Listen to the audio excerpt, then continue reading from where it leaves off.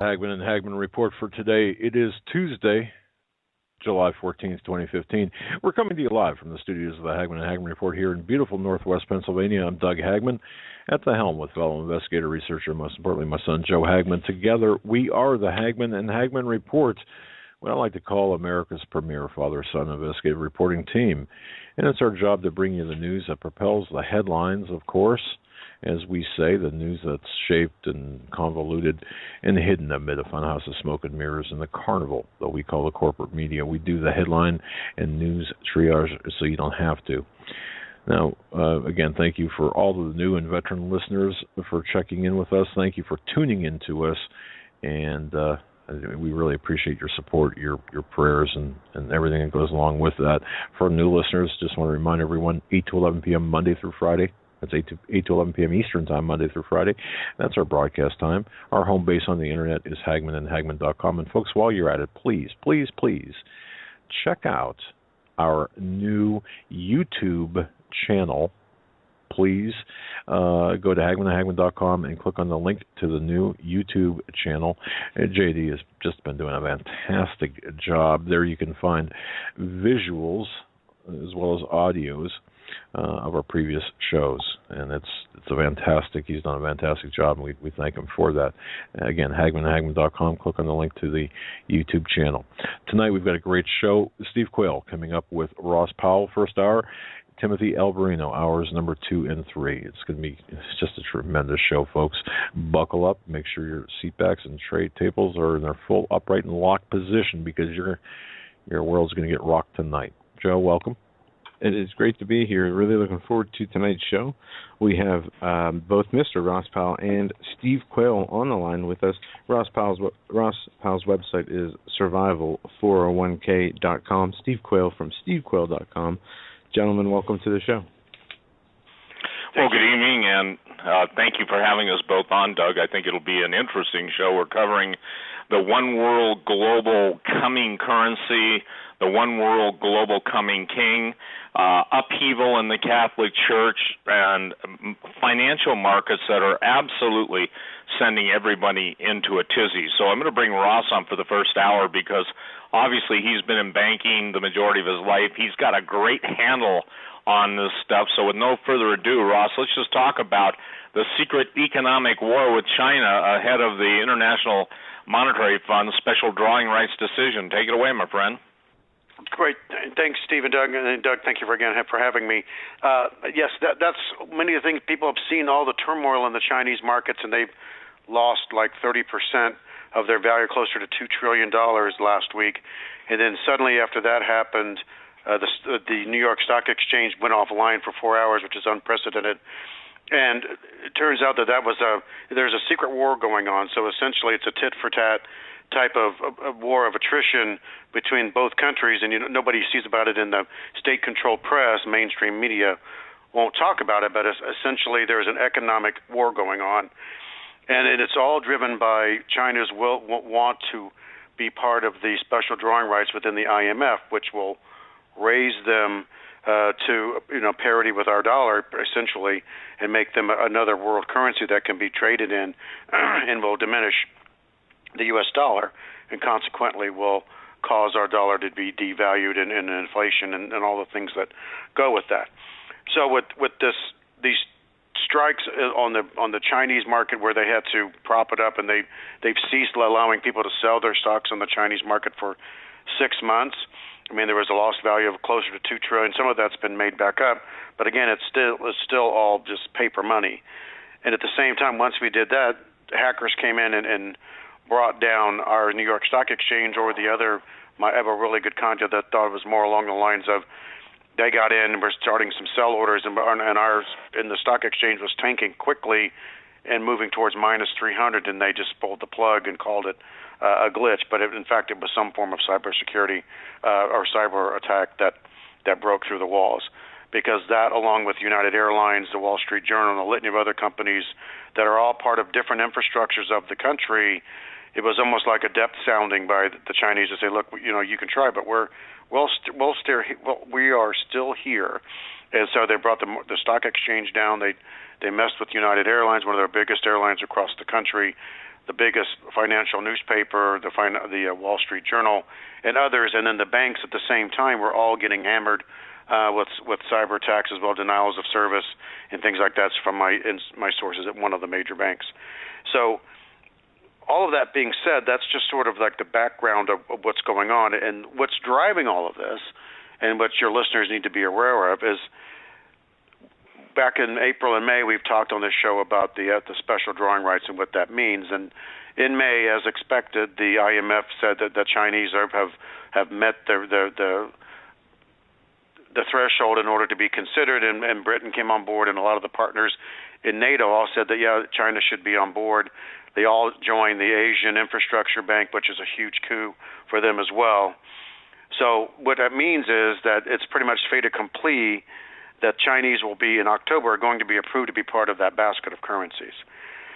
So that's where America is trying to destroy the credibility of China with their markets tanking and having to shore it up. And there's lots of stories in the mainstream media about the Chinese being a high risk again. It's not what you would think it is. And so all of this information is coming about in order to discredit the Chinese and try to influence the vote in the IMF. In the past, America had a majority vote, essentially. Now they don't. So they're having to shore up whatever alliances they can put together, and people are looking at who's money talks, and everybody else knows what walks. And so America's trying to cobble together a coalition of the willing to stop the Chinese, and I don't think they're going to get there. So it's anticipated that the Chinese will become an SDR basket, a currency within the basket. And by doing so, that's going to change the financial landscape considerably, and it could affect our trade balances, the value of the dollar. All the forex currencies, all the forex markets, all of that stuff could be impacted or will be impacted. There's no doubt about that. So what your listeners need to know is they need to expect to see more headlines of market crashing, things coming to a stop. You're going to see hits, essentially launching economic missiles in the background stealthily, and they'll just wake up one morning and boom, there's another hit taken, and there's really nothing we can do if you're in the market can do about that. You're going to get impacted. So, and the final thing about that, and I want to caution everybody about, is all wars are caused by money. If you think about every war that's happened, it's generally about economics, whether it's the Revolutionary War, which was tariffs. The Civil War started with tariffs and slavery as well, but also World War I, World War II. Vietnam was about communism, aggression, and other things as well. And so all wars are caused by money, and if there's such a huge change of the world order by bringing China in, making it parity with the United States or close to it, that could break out into a shooting war as well. And we've seen some of that, Stephen. I know you talked about previously about that. So from China's perspective, there's a lot going on, and much of it you don't even see in the press. Well, I think one of the things that we need to deal with is the fact that with the Pope coming to the United States and his disdain for the global system, how do you see that playing in, Ross? Because basically, on one hand, we've got China becoming the powerhouse of Southeast Asia, and the day they announce their true gold holdings, everything changes forever. Meanwhile, you've got the systematic destruction of U.S. dollar as detailed to Kyle Bass by one of the economists / mouthpieces for Obama multiple years ago in the press and announcing they're going to destroy the dollar. Meanwhile, we have the Pope accepting Morales' hammer and sickle crucifix, and I think that it's interesting because most people don't understand what that really means. That means the triumph of communism over Christianity. The papal mouthpieces said they had. Now, I want to make something clear. This is not Catholic bashing. This is the image bashing that is going on to basically pit traditional Catholics against the, I would say this, the replacement theology Catholics who are believing that social justice is the highest calling versus personal salvation and conversion to Jesus Christ. Now, saying that, this is what my question to you is, Ross. The bottom line is all wars are bankers' wars. Jesus said the love of money is the root of all evil. The control of money is the control of all evil. From the Bolshevik Revolution and Wall Street's financing of Trotsky, from the financing of terrorism, all terrorism is financial, i.e., how does ISIS go from a small group to a billion-dollar organization in less than 1 year? Well, they get by with a little help from their friends. How does it happen that we've got now the Pope coming to America and the cry for a one-world government, a one-world religion, and a one-world economy? Because I think this is what the crisis point is. Here's what people have got to understand. The system will no longer support them. The plans of early retirement, the plans of a guaranteed income, all that's going down the drain on an out-of-control train. That's what I was going for. So please, explain to the people what it is, the bigger picture, and why it is so much a necessity to get in control of their own hands what they've worked for. I mean, we're talking about lives being wiped out in cyber attack. We're talking about every database in the world, from federal databases to tax databases to you name it. If you're in a database, your records are known and on the open market. So saying all that, it's the perfect storm for the globalists to come in and set up a worldwide control mechanism, is it not? Well, right. I mean, order out of chaos, and that's their slogan. So that if you create enough chaos in the financial markets and the geopolitical markets or realms, and then also in people's personal lives, people will give their freedom away for security. And so, if you look at the Chinese model today for economics, it's centrally controlled by the government, but they do have a lot of free market things involved that's raised a middle class and raised some really wealthy people. But again, it's becoming everything is an oligarchy. On the 4th of July, I actually celebrated Happy Oligarchy Day because that's where we're turning to. So at the end of the day, you're going to get a centrally controlled socialist mechanism that with the power is going to be controlled by a very small cadre of people who think they're smarter than everybody else, and you are simply a serf, and you're going to get back to an oligarchical style of world leadership. And so everything will be planned for you. And so when the Pope in his speeches and what his belief in, he's definitely a Marxist. He's made no bones about that when he was in Argentina, and so there's no issue with that. So he's actually into this social justice and redistribution of wealth, and take it or leave it. That's where we're headed. And so you have a lot of folks that are whether it's Catholics or Muslims, they're all sort of leading in that direction. So you as an individual need to protect yourself. And again, if all wars are caused by bankers and money, you need to find a way to beat the system. And I think we have a way to do that for you, which we'll describe later in the show. But that's where we're going. So you're going to have to take personal control of your assets, put it in something that's tangible. And I talked to several people today that are just focusing on the basics of water, food, family, shelter, God, all those things. There's, your five-legged stool, really. And so everybody listening to this broadcast needs to recognize that they're on their own. I would recommend people work out what that's called a mutual assistance groups, things that you have like-minded folks that will take care of each other, families that work with their neighbors, and find people that you can get along with and you can work with to help each other, because no person can stand alone. You can't be alone. One man is not an island.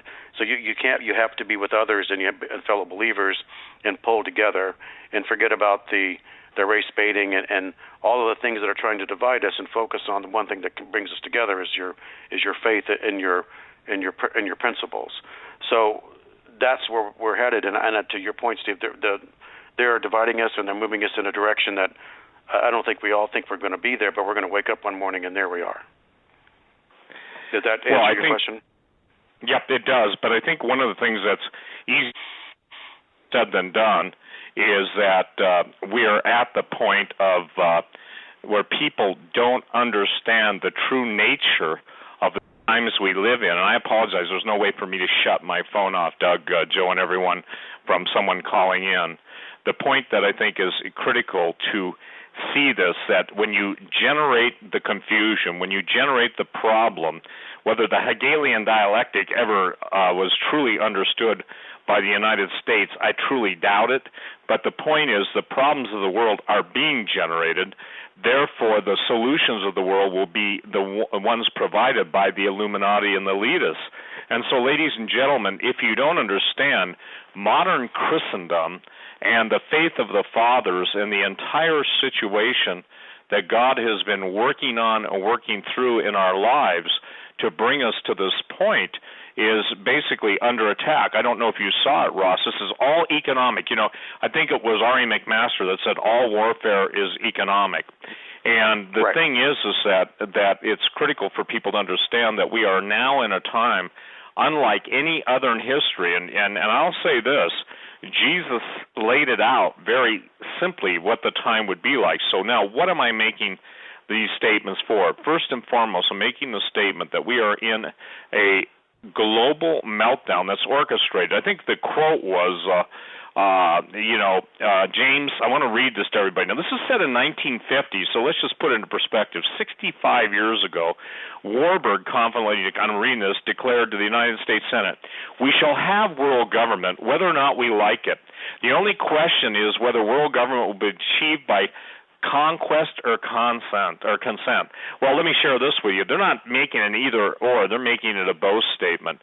First of all, conquest is underway. All wars are financial. The bankers obviously make a lot of money backing both sides of the equation. So now let's get into the EU and the Greek issue, okay? Because somebody can say it's all Greek to me, but that no longer holds validity, as it's all in the cards for Europe, Western Europe, to fall. It is in the cards, so to speak, and literally somebody said, are you talking about the Illuminati deck cards? Well, hey, that applies now more than ever. But no, I'm talking about the saying that we are now up against, I would say, external, internal, and I'll use the word supernatural forces that are all coming together in a nexus to bring about the New World Order, which basically means down with everything. That means national identity, national currency. It means specifically the religion of Christianity. There's nothing more the Illuminati, the globalist, elitist hate is more than Jesus Christ. Jesus absolutely established the individual's identity for the glory of God, and also granted each man and woman and those who would call upon his name the opportunity to basically escape the present world that literally is ruled by lust. Again, the love of money, and we'll get to other stuff later in the show on hours 2 and 3. But let's talk now. I want you to address Greece and the ECB coup and all of the bad blood, the bad terms, and how this is going to play out. Sure, and that's a great depiction of what we have going for us in the future, is that you have misdirection and you think that you have your vote counts and you have a referendum, and the Greeks had a referendum thinking, well, and their prime minister basically said, if you vote no, we're going to get better terms. So they voted no, and there's huge celebration in the streets of Athens and around all of the various islands of Greece. And suddenly, when they voted no, now they go back to the bankers in Germany and the ECB, and now they have a terrible deal. They had them over the barrel. I mean, they were about to draw and quarter their leader, and he took a worse deal than what they had that they voted no against, or no for. So now you see, you vote no, you think you're controlling your destiny, and lo and behold, you wake up the next day or a week later, and here you are, you've got a worse situation where the ECB and the government controls 25% of the economy. Folks can't get into the banks are closed, the folks can't get in to get their money, but they can't get to their safety deposit boxes, where many people have their gold and silver stored, which is a bad idea always, and most banks won't let you do it anymore, but you don't want to do that anyway because you still can't get to it. And so there was a major coup. So it was almost like it was both sides were owned by the same people, so that there was a self-fulfilling prophecy. No, we don't want this, and the government pushed it, and then suddenly that no vote got them a worse situation where there's austerity and capital controls and all the stuff that's going to be hammering them for years and years to come. And so that needs to be a lesson for all of us, that you recognize that the bankers play both sides of it, or the major money players play both sides of the equation. Just like and many people may not like this, what I'm going to say here, but just like Democrats and Republicans, and you're looking at the people that you voted into power to change some of the stuff or change some of the leftist ideals that are getting pushed through, and then you have your leadership in both the Senate and the House capitulate to the president, and you wait a minute, I didn't vote for that. So that's the same kind of thing the Greeks got. I didn't want that. I wanted something better, but you're not. It's controlled by one central power, and so that's what's happening. So there's an old saying. I have a good friend of mine who's Greek, and he was telling me, we were talking about this, I don't know, last week when it was all in the throes of it, and he said the big saying in Greece is only cooks and the stupid work. So they have a mindset in Greece where working is not the preferred method of living. So you have a lot of people on the dole. So at that point they ran out of money, other people's money to spend. So that's where they had to go. And there's 60 euros a day was the limit, and the cost of living there is not cheap. So that doesn't go very far. So when you can't get to your cash, you can't get to your metals, you only have a limited amount of resources that you can get to, you're going to start thinking, okay, well, I'll just take the deal that comes to me. I'd rather not starve to death. I'll just take the deal. We'll get past it, and the deal gets extended, and another deal happens, and another deal happens. So the one thing the shoe that hasn't dropped yet in Greece is the haircut piece of this whole equation. So it's not going to happen today, and it may not happen tomorrow, but in the next 60 days, you can be guaranteed that the folks that are in Greece are going to wake up and find out, they just took a 20 to 30% haircut on their deposits to pay the bills of the government or to reach the terms of the ECB, and just like they did in Cyprus, and then they did that also in Iceland. So folks are getting haircuts, and who's to say that we can't do that? Even people's money in money market accounts here in the United States, that par value of your money market account, the dollar for dollar, which you think is legitimate and it doesn't change, is not guaranteed. You could wake up tomorrow and have 80 cents on the dollar and say, oh well, too bad, so sad. So folks need to recognize that if it's money, if you have your money in a brokerage account and you're in a money market thinking I'm all in cash, I'm okay, you're not okay. They could still give you a haircut really quickly, and there's nothing you can do about it because you signed the contract. It's not guaranteed. All money is at risk in a brokerage account. So the folks in Greece learned the trick, that the misdirection that they felt because of the hubris of the government thinking I'm going to make a bigger deal, a better deal, when in fact both parties are working on the same team for all practical purposes, and you got great drama and great showbiz. But at the end of the day, it's the people that got hosed, and we're not far behind them. So Greece is a great analogy for what we're going to be doing in the future. Is that so? That, Steve, is where the tangible assets are important for your listeners. I think, Doug, you probably saw, and Joe, I hope you saw, and Ross, the fact is that, again, it's important to understand when banks close, safety deposit boxes are inaccessible. If you can't touch it, if you cannot touch it, you don't own it. If you can't hold it in your hand, someone else will hold it in your hand. I want to explain something to you, Ross, and we'll get into this too. That happened today.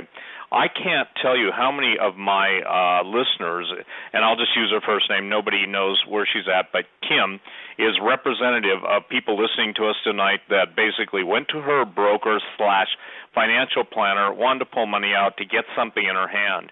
He talked her out of it. Do you see by the feedback you get, and hear and see by the feedback you get, the complete now disdain for people that want to control their own funds? Have you seen it pick up? You're a pariah. You're a pariah. Okay. I mean, your overreaction. You're an extremist. The market moves. They'll give you the whole adage. It moves up and down over the course of the year of tens of years, and it'll always come back because they make money on you. They don't want you to give your money up. And when I talk to customers about all of this, I tell them expect to get huge pushback from your financial advisor, or they may not want to do business with you. I've had numerous customers say that my accountant or my financial advisor is belittling me, is being rude to me. Doesn't actually want to serve as my advisor any longer. And I have numerous customers that's been some as close as Austin that they did that, and they just got ridiculed, and people being rude when they're the financial advisor is being paid by my customer to manage their money, and they're treating them like they're stepchildren, and it's not right. So they're getting huge disdain, and they're going to try to marginalize your opinion, marginalize your sources, and all this kind of stuff. And so you're going to be put on the fringe and the extreme. But at the end of the day, you're going to be eating, and everybody else is going to be standing in the FEMA camp or standing in a bread line waiting to get their 3 cups of soup and a gallon of water.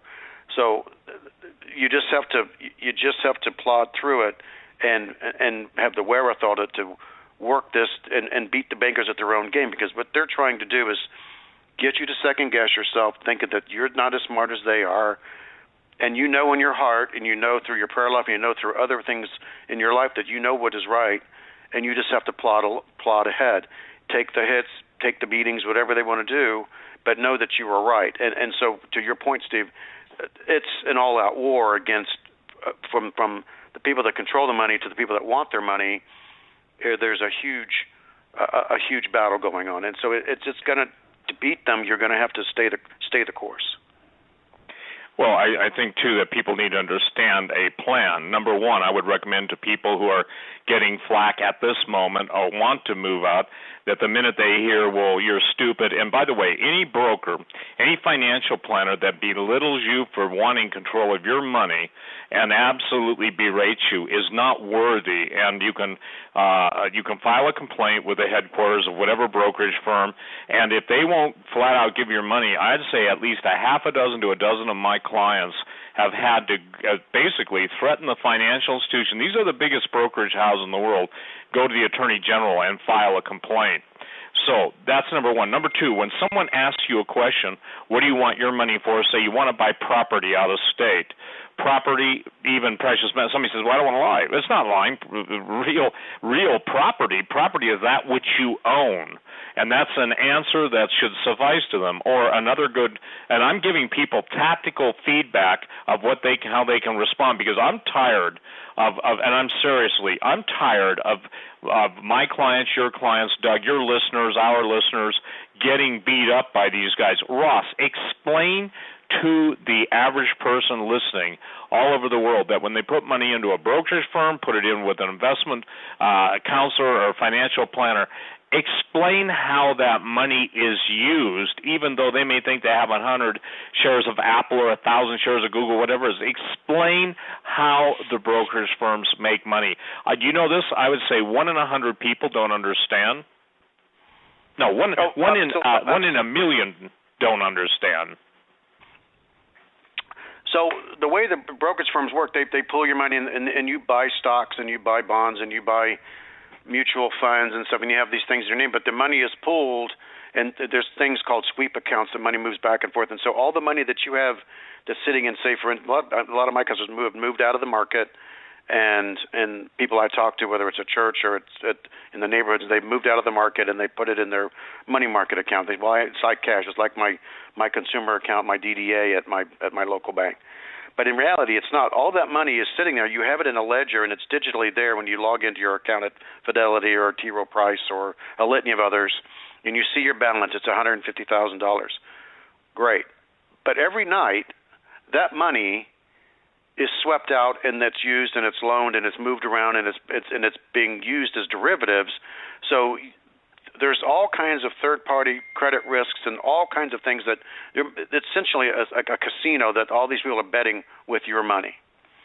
And so they sweep this money into this account and then they move it back and forth, and so it's all done with the computers, and everything is still looks the same. But at the end of the day, if one of your brokerage houses takes a huge hit, Lehman Brothers third-party risk on derivatives got called out, that's what collapsed them, and that's where their money went. And so then you have a big bank like J.P. Morgan Chase come in, or the way they took over WAMU. These are financial coups, many times handled by insiders within the government. If you've noticed, every Treasury Secretary in memory has all been a president or the CEO or some major player within Goldman Sachs. So if everybody that's in the Treasury Department at the head of it has come from those brokerage firms, you know that when they get out, it's all embedded, and all during the time, it's completely infiltrated with all the knowledge, and so those people are making the money. It's controlled. It's manipulated.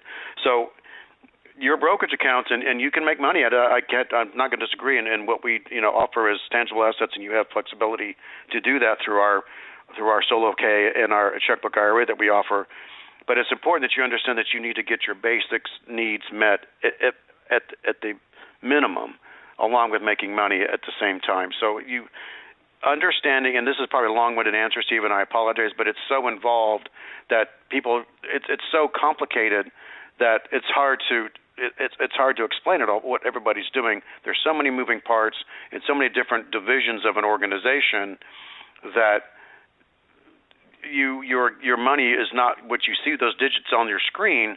It's not really there. It's all moving around, and they have you as credited for that.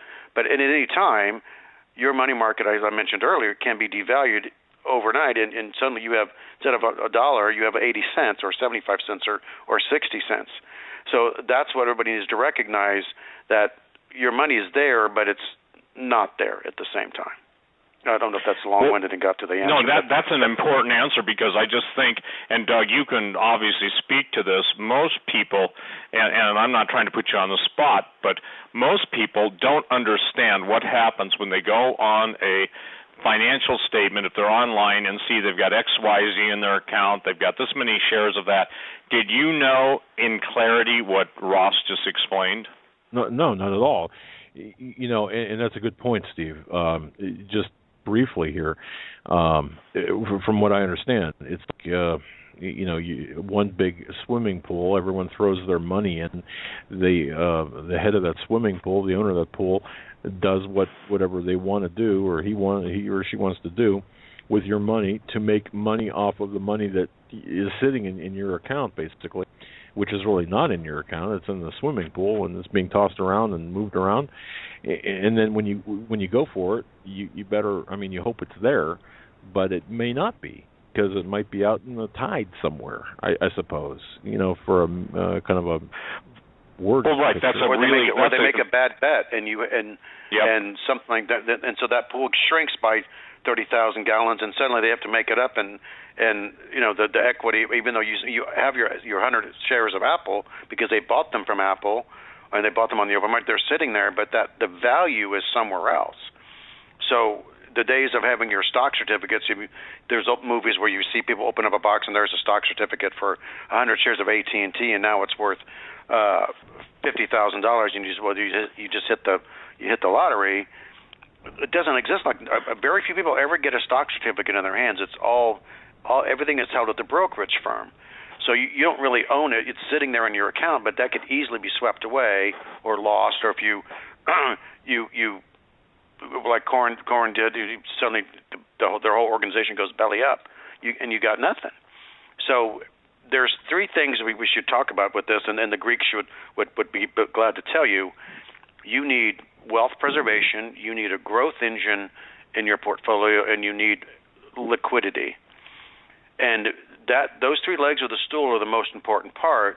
So you've got to find a way to make sure that it has intrinsic value, which it could be property, precious metals, rental properties, things like that. You need to have a growth engine, which could be, you could have some stocks if you want to, but rental properties or other things that appreciate that you can turn it over. And then your liquidity, something that you could get your hands on, cash that you could sell immediately or barter with in the event of a catastrophe.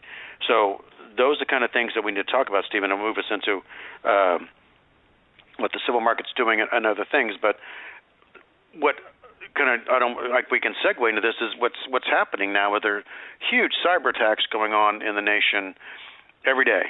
I mean, I talked to my contact. What day was it? Monday. I had lunch with a good friend of mine who's an IT director, and he's just saying they're just getting hammered every day in and day out. It pops up on the weekends, on Friday afternoon at 2:00. It's almost like clockwork. There's a rush of denial of service attempts. It goes through the weekend because they know it's short-staffed. It abates Sunday evening, and it pops up again on Monday, Tuesday. So they're constantly getting hit. And so you need to recognize that somebody's trying to get at your money. Some of them do it legally, and some people are doing it illegally through cyber attacks and trying to break into the codes and getting at your money and stealing your money. And but they also phish with your cell phone. They'll send you emails, all these kind of things to get at your money.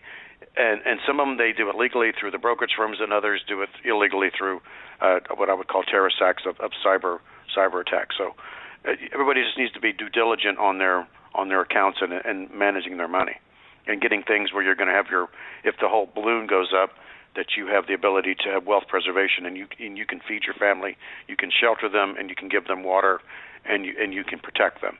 So all of those things are very important, and when you're in an oligarchical situation or worldview where just the very few people control everything, then all you have left is you, well, God, yourself, your family, and your neighbors, and that's what everybody needs to build those relationships, and get out of Facebook and get in FaceTime, meaning getting in somebody's face, meet them, meet your neighbors, build a community, get to know everybody, and actually live your life, because it's not everything is what you think it might be. I kind of went long on that, but that's well. Yeah, really here, let me make just a really quick statement that people need to understand. The greatest change in terminology. People don't think words have meaning. After the first year, people moved. Any bank depositor moved from basically a secured a secured depositor to a non-secured lender. Explain why that's huge, Ross. Then we're going to jump into the silver market, because silver is one of the most reflective elements in the world.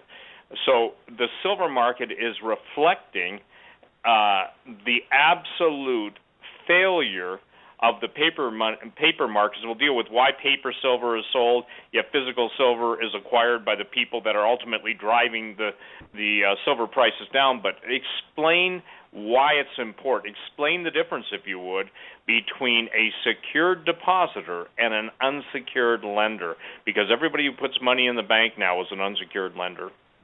Right. I mean, it's the Dodd-Frank Act that changed all of that. And yeah, you used to be a depositor. The DDA is what your checking account is. It's called a demand deposit account, and that means that you demand your deposits. I want my money, so I stroke a check or I use my debit card.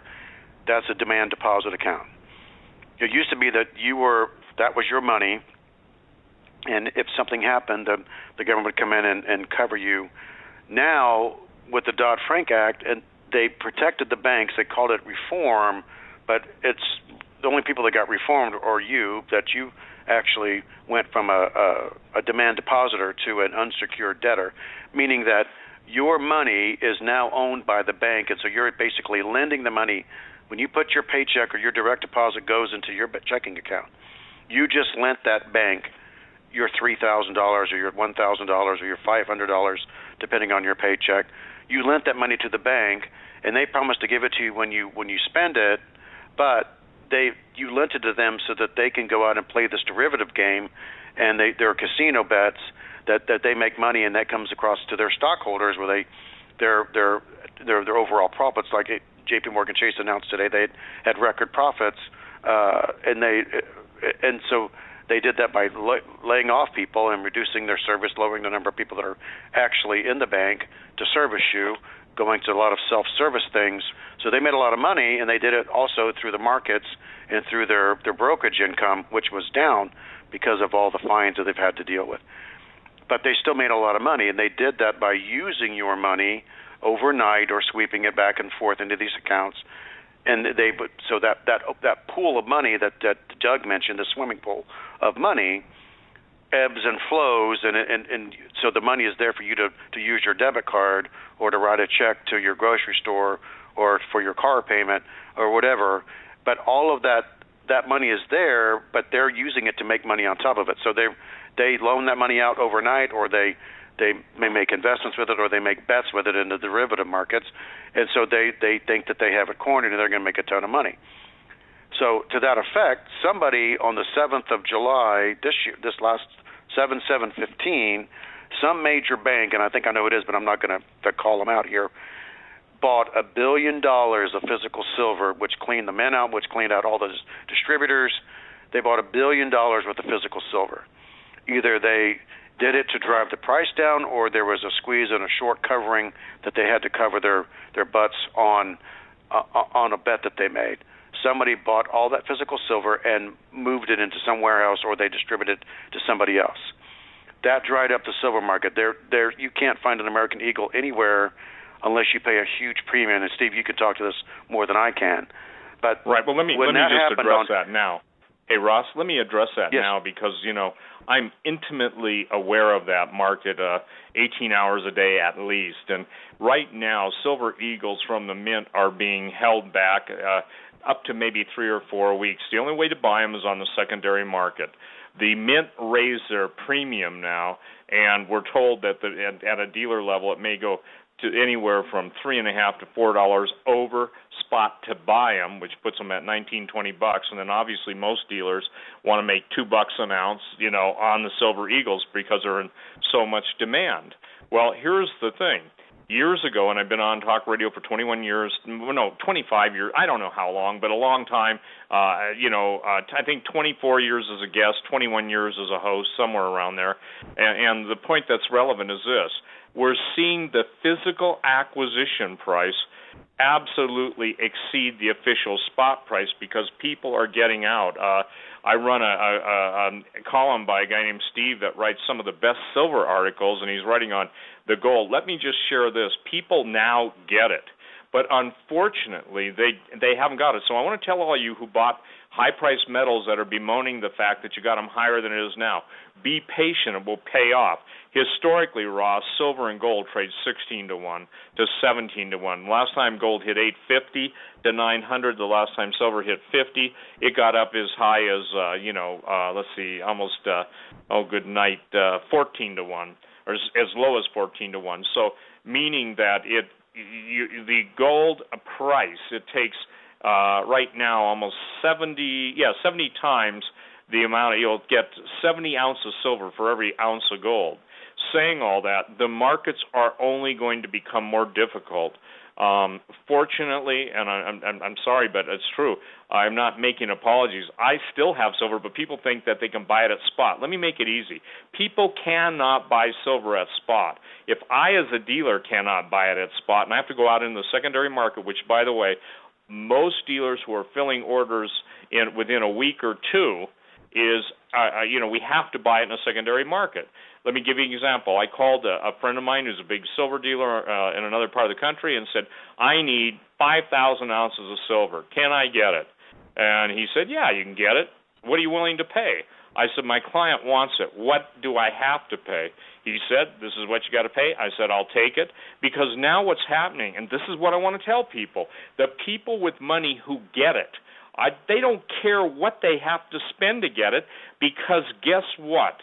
It's very difficult to get. Everybody knows, and Ross, let's face it, we all know the three initials that dried up the silver market, that drove up the, this demand where there is none, even the same people that are manipulating and keeping it at 15 and a half, okay? Those people own 95% of all commodity contracts. Ladies and gentlemen, would they decide to let the price rise? If they have, let's say, $500 billion, well, it's more than that. Let's say they have $1 trillion in notational value, they can turn that notational value to probably at least $5 trillion immediately by just allowing with the 10 to 1 leverage that they typically use. So go ahead. No, go ahead, Steve. Well, the point that we're trying to make, sorry. Do you want to talk or do you want me to talk? I'll shut up. You talk, and then I'll talk, because we can't both talk, and there's a delay, so please go ahead and talk. Sure. I was going to say it's just important that it's the law of supply and demand. If you want tickets to a specific concert and you couldn't get them, if somebody has them, they're going to charge you more money. Again, tickets to the Super Bowl cost a lot of money. Tickets to special concerts cost a lot of money. if the ability to get something is constrained, whether it's artificially constrained or it's physically constrained by people just hoarding it, then you're going to pay more money. It applies to silver, it applies to steak, it applies to butter, it applies to potatoes. All of that is the supply of the law of supply and demand. So if you want it, you need to take physical possession of it today. Don't worry about the price, because the price will catch up with it. So that's all I wanted to say, Steve, is that we need to recognize that, I should only pay $2 over spot, or he's $2.23 or he's $2.22. Don't worry about all. If you can get a hold of it and store it away at your home, you need to take care of it right now, because there's going to be a time when you're not going to be able to find it anywhere. That's all I wanted to say, and I'll let you speak. Yep. And then we're going to go into, let's talk about the services that you have. You left the world of banking. You basically are helping people to get stuff in their own hand without the tax hit, without the penalty. And here's what we're trying to say, ladies and gentlemen. Time truly is running out. I expect everything to change drastically, almost overnight, after the Pope comes and gives his presentation to the United Nations and Congress. It has to be obvious that there's an unseen hand. It has to be obvious that the bankers created illusory currency or units of trade. I get into the fight, Ross, and we're going to go straight into 401k survival plans, but I get into the fight all the time. People want to pick fights, and they do on email or on phone calls. Your gold and silver will rot in the streets. Not until the day of the Lord, because in the book of Daniel it says the Antichrist lives to receive the gold and silver and precious jewels. So there's going to have value. It boils down to this. Everybody who claims to be people of faith, or those who claim to be people of faith, have more faith in the U.S. government and their chicanery and the other governments printing paper than they do in the stuff that God made. So real simple. I'm going to quote a new word for you tonight, okay? The barbarians in the banking world are at the gate, and now I'm calling them, Doug, you'll love this, the Cyberians, okay? Barbarian cyber attackers. They're now called Cyberians in my terminology, just so when I say that, people say, you're just trying to be cute. No, I'm trying to define what's happening. Rome fell when the Goths, the Visigoths, the Ostrogoths, and everybody else that ended in Goths started attacking the gates, the outposts of Rome. Everything that America stood for is now being nibbled at. Saying that, Ross, what's the typical time when people, get a hold of you and your service is not free? I got to share this with you, ladies and gentlemen. For as much as Ross does, he's very, very reasonable in getting people out of harm's way. But explain just the basics, okay, at what it is that you do for people in order to be able to turn, well, they're still allowed, turn their 401k IRA into a self-directed one and be able to take possession of the physical gold and silver, the land, or whatever they want to buy. And will you explain it and then share how to get a hold of you? Because we're already, only 12 minutes away from the end. Wow, this time goes by fast when you're really having fun. So, absolutely, Steve. So what we are able to do is bring people who are concerned about their retirement accounts, that they have a 401k, or they have their pension plan or their profit sharing plan in the government. I mean, I have cops, I have policemen, and I have federal workers and teachers. Everybody's coming to me wanting to get their pension plans, which many times are a 457.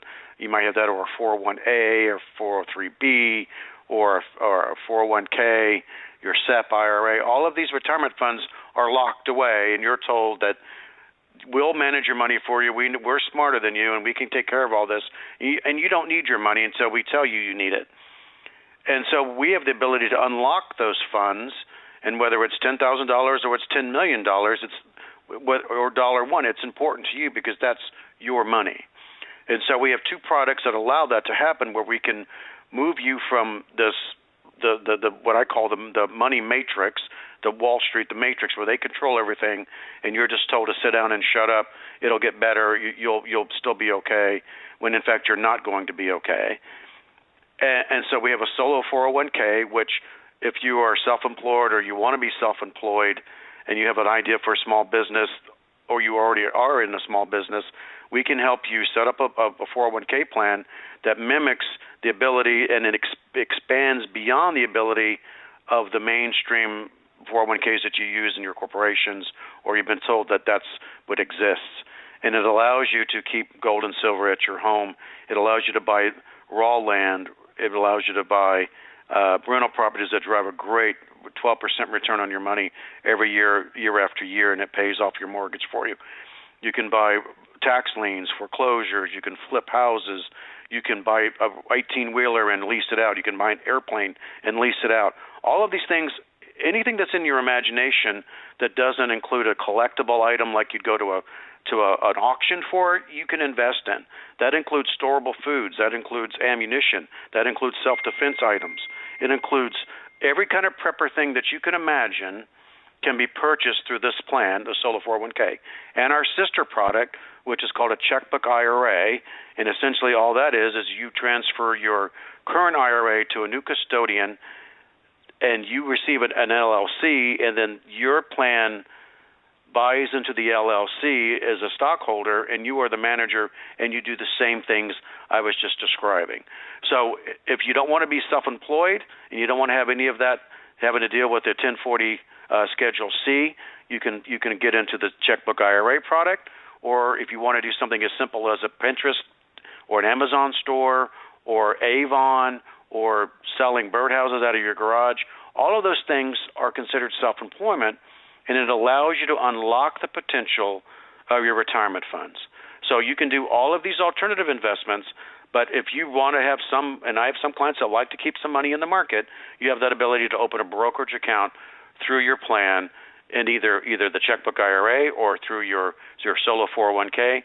You can do a litany of things that gives you the three legs of your stool: your wealth preservation, your growth engine, and your liquidity. And all of these things, you have to have all of those in order to survive, in order to prosper. And so that's what we provide. And people can call, they can go to the website, survival401k.com. They can go to checkbookira.com. They can go to checkbook401k.com. All of these will lead you to the place where we can help you make a decision what's best for you. We'll listen to your story. We'll listen to your goals, and we'll put you in the best plan that will get you there. These are not free, as Steve said. You have to invest money to make money. So call us. There's 800 numbers on the screen, on the computer, and you can look on the screen. You can call those numbers. You can call me on my cell phone at 210. And I hesitate to give this because my phone's going to burn up, Steve. But I believe in this so strongly. Wait. Do you have another number I can share with you? That's probably not the best number to give out. You think about it. Don't you have another number they can call and leave a message? You can get back to them. Oh, absolutely. Give that number. Yeah, don't give out your cell phone. I can tell you this. I did that one time, and I regretted it the rest of my life. I had to get a new cell phone number because what I had was people wanting to argue, on my cell time, everything else. So please don't do that. That would be unwise. Give out the number that's on your screen, okay? You can. Yes, you can call. You can call series of numbers. You can call 210-388-0777, or you can call. Actually, the best number to call, I'm thinking, because there are people that answer this phone all the time. 1-800-482-2760. So you'll get somebody that will answer your call and actually forward you to one of us that can help you with this. 1-800-482-2760, or go to survival401k.com, and you can actually book an appointment online with that, and we'll get somebody will get to you. Well, I think that's important. And again, ladies and gentlemen, I can attest to the fact that many, many happy clients, obviously they've called. But Ross, let me share this. They'd better hurry because, again, the thing is that it seemed like certain banks, without naming them, are becoming more and more difficult. It's one thing when brokerage firms won't release your funds. It's another thing when the banks won't. And again, for those of you who want silver, you get it. I can get it for you. I cannot get it in the same time time period, 3 to 5 days. I can get it within a week to 10 days at market value. If you're looking for price, don't call, because what I have to do is go out on the open market and get it. But I have the ability to do that. Just send me an email, steve777@stevequayle.com. Steve777@stevequayle.com. Put in the subject line metals info, because Ross, I got to tell you, one of our mutual clients who's become a good friend of ours without saying his name, he says, Steve, I don't care about the three legs of the tripod. I'm paraphrasing. He says, everything with me is about capital preservation and survival. The old investment paradigms will not work in a and I'm not arguing with you, I'm just saying, but this is a very intelligent man. Oh, agreed. Yep, because here's the thing. The standard Bravo Sierra will not be relevant. For instance, rental properties. In a hot market, sure, San Francisco, sure, but what good is that after an earthquake or with no water? Your ability to rent or to get rental income is being decreased by the destruction of the middle class. Typically, outside of Wall Street and the financial centers, the highest proportion of rental income comes from middle class people trying to basically make a living or run their business. So what I'm saying to people right now, it is capital preservation, and I want to make this clear. If the second largest investment bank in the world owns 95% of all commodity contracts, they bought them at all-time low, including gold, silver, platinum, palladium, and the idea is they know what the Chinese are going to do, because let's just say this, they're sharing a nice Chinese meal over the demise of the West. These people have I will say this, and I'll say this not in endorsing prostitution, but a prostitute has more of a code of ethics if they want to stay alive than the average international banker. They will sell anything to anyone. They will sell out anyone at any time. So, Ross, give out your number, again, your phone number and your website, because we're just about out of time, sir. And thanks again for coming on. Man, this has been like a show on rocket charges. This has gone fast. Go ahead, Ross. Thank you. Sure thing. You can reach us at 1-800-482-2760. Ask for Ross, Steve, or Jordan, and somebody will take care of you right away. Survival401k.com. You can actually schedule an appointment right there on the website, and you can put a contact request in to us, and we will get back to you, or you can email me directly at ross@checkbookira.com or rosspowell@survival401k.com. And I wanted to add one thing, Stephen, and you're dead on. Rental properties are great in a perfect market, and we are in a renter's world, but the first things first, you need to have your food, your water, your weapons, your land, your home. All those things need to be taken care of first before you move your money into something like that. So for those of you that are listening to this that are trying to prepare and buying certain things that get your family ready and your neighbors ready, all of that can be bought through your retirement income, your retirement funds. Just call us and we can tell you how you do it. We actually have lots of contacts in that world that can help you get a good deal on various aspects of that as well. So we can act as your concierge on top of everything else. So give us a call, check out our website, and we're glad to talk you through everything that you need to know. That's about it. Well, thank you, Ross. And Doug, where are we on time? Should we take a break and then we'll come back with Timothy Alberino? Perfect timing. Yeah. Steve, you should. Sounds like you did this for a living once.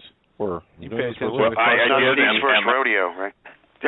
Yeah, and thank you guys for taking up this rodeo, because this rider is not, going back on the radio by the grace of God on a regular show. I want to thank you, Doug, for allowing Ross to come on. I want to thank you for allowing me to come on, and I want to thank you for allowing Tim to come on tonight. I think we're going to share some mind-blowing stuff with you. And again, once again, Doug, your write-up of the coming 2 hours was absolutely spot on, because we are living in the time of Daniel, the unfolding of the knowledge that will increase.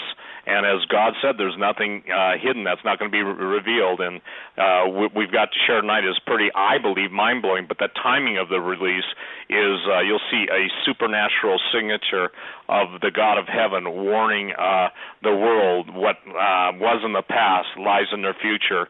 So let's go ahead and take the break, and then we'll come back. Is that okay, right. Joe? Absolutely. Great. Yeah. I wanted to say thank you, Doug and Steve, for allowing to come on and to educate your listeners, because it's the times are short, as you say. So thank you. You're the man, Ross. Seriously, you're the man. I've got a family member listening right now who will be contacting you tomorrow. So God bless you. Thank you for that information and helping so many people. Go ahead, Joe. Thank you. Appreciate it. Take care now. You too. Folks, that was Ross Powell. His website, survival401k.com. I apologize. Steve, can you hear me now? Can you hear me now?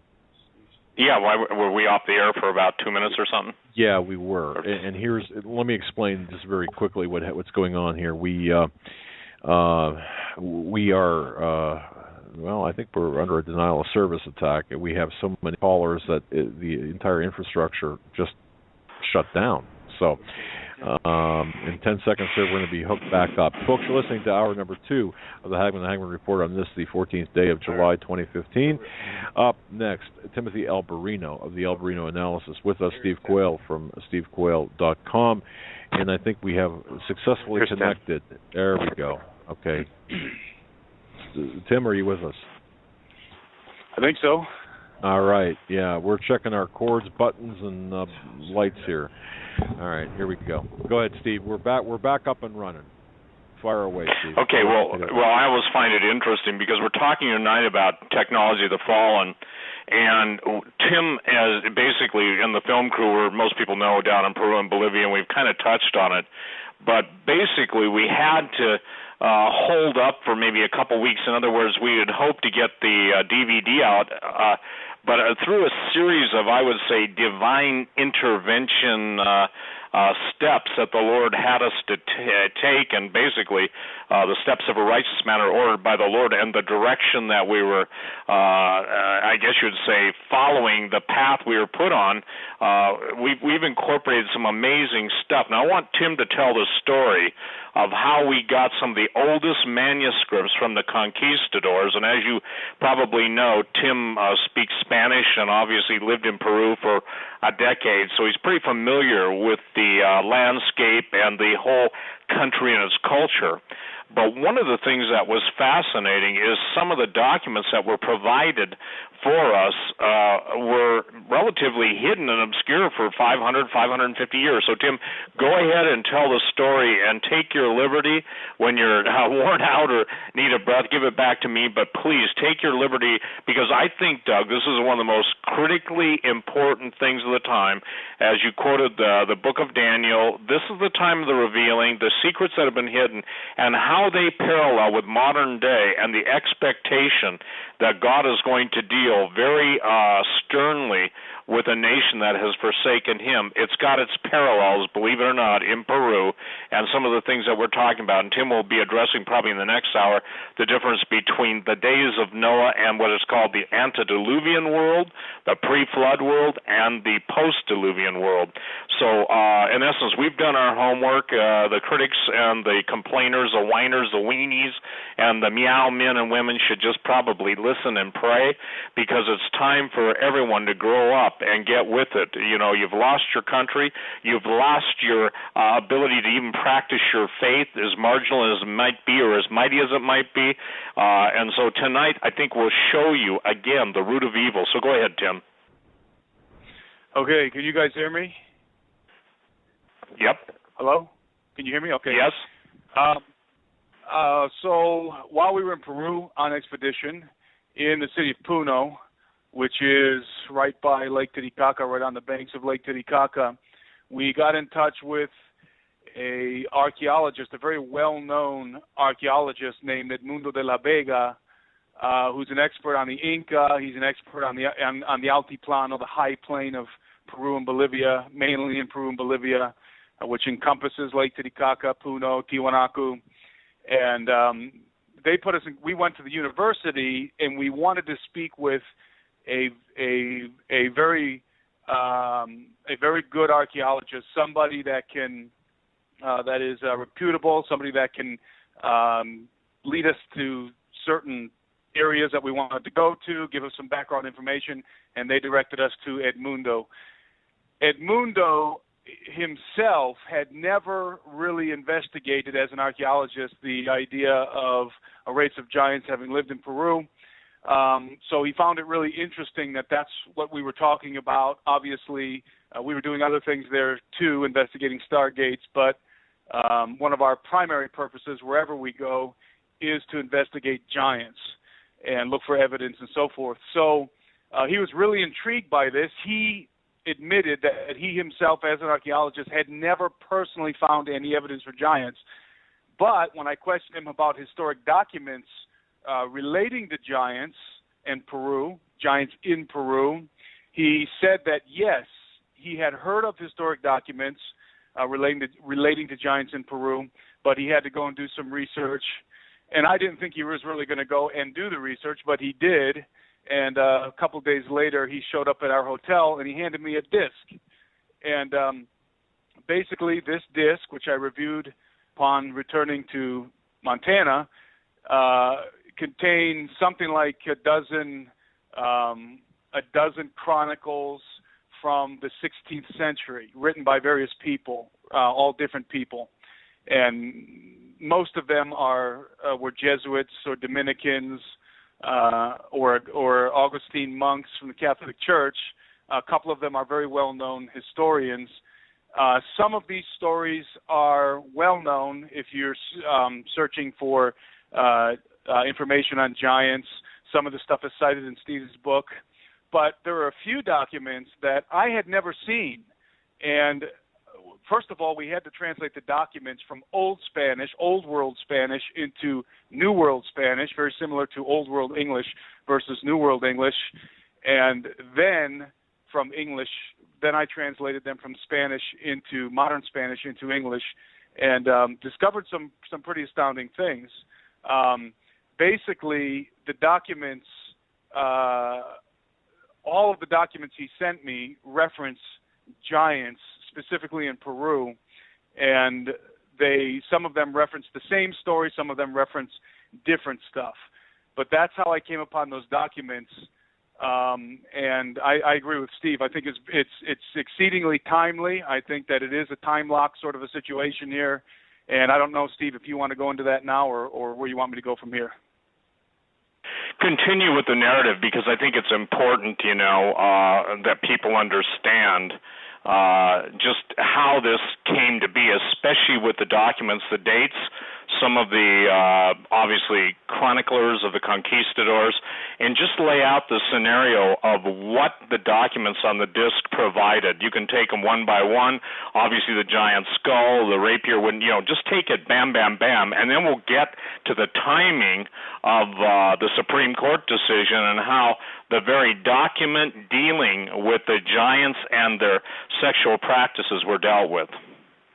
Okay.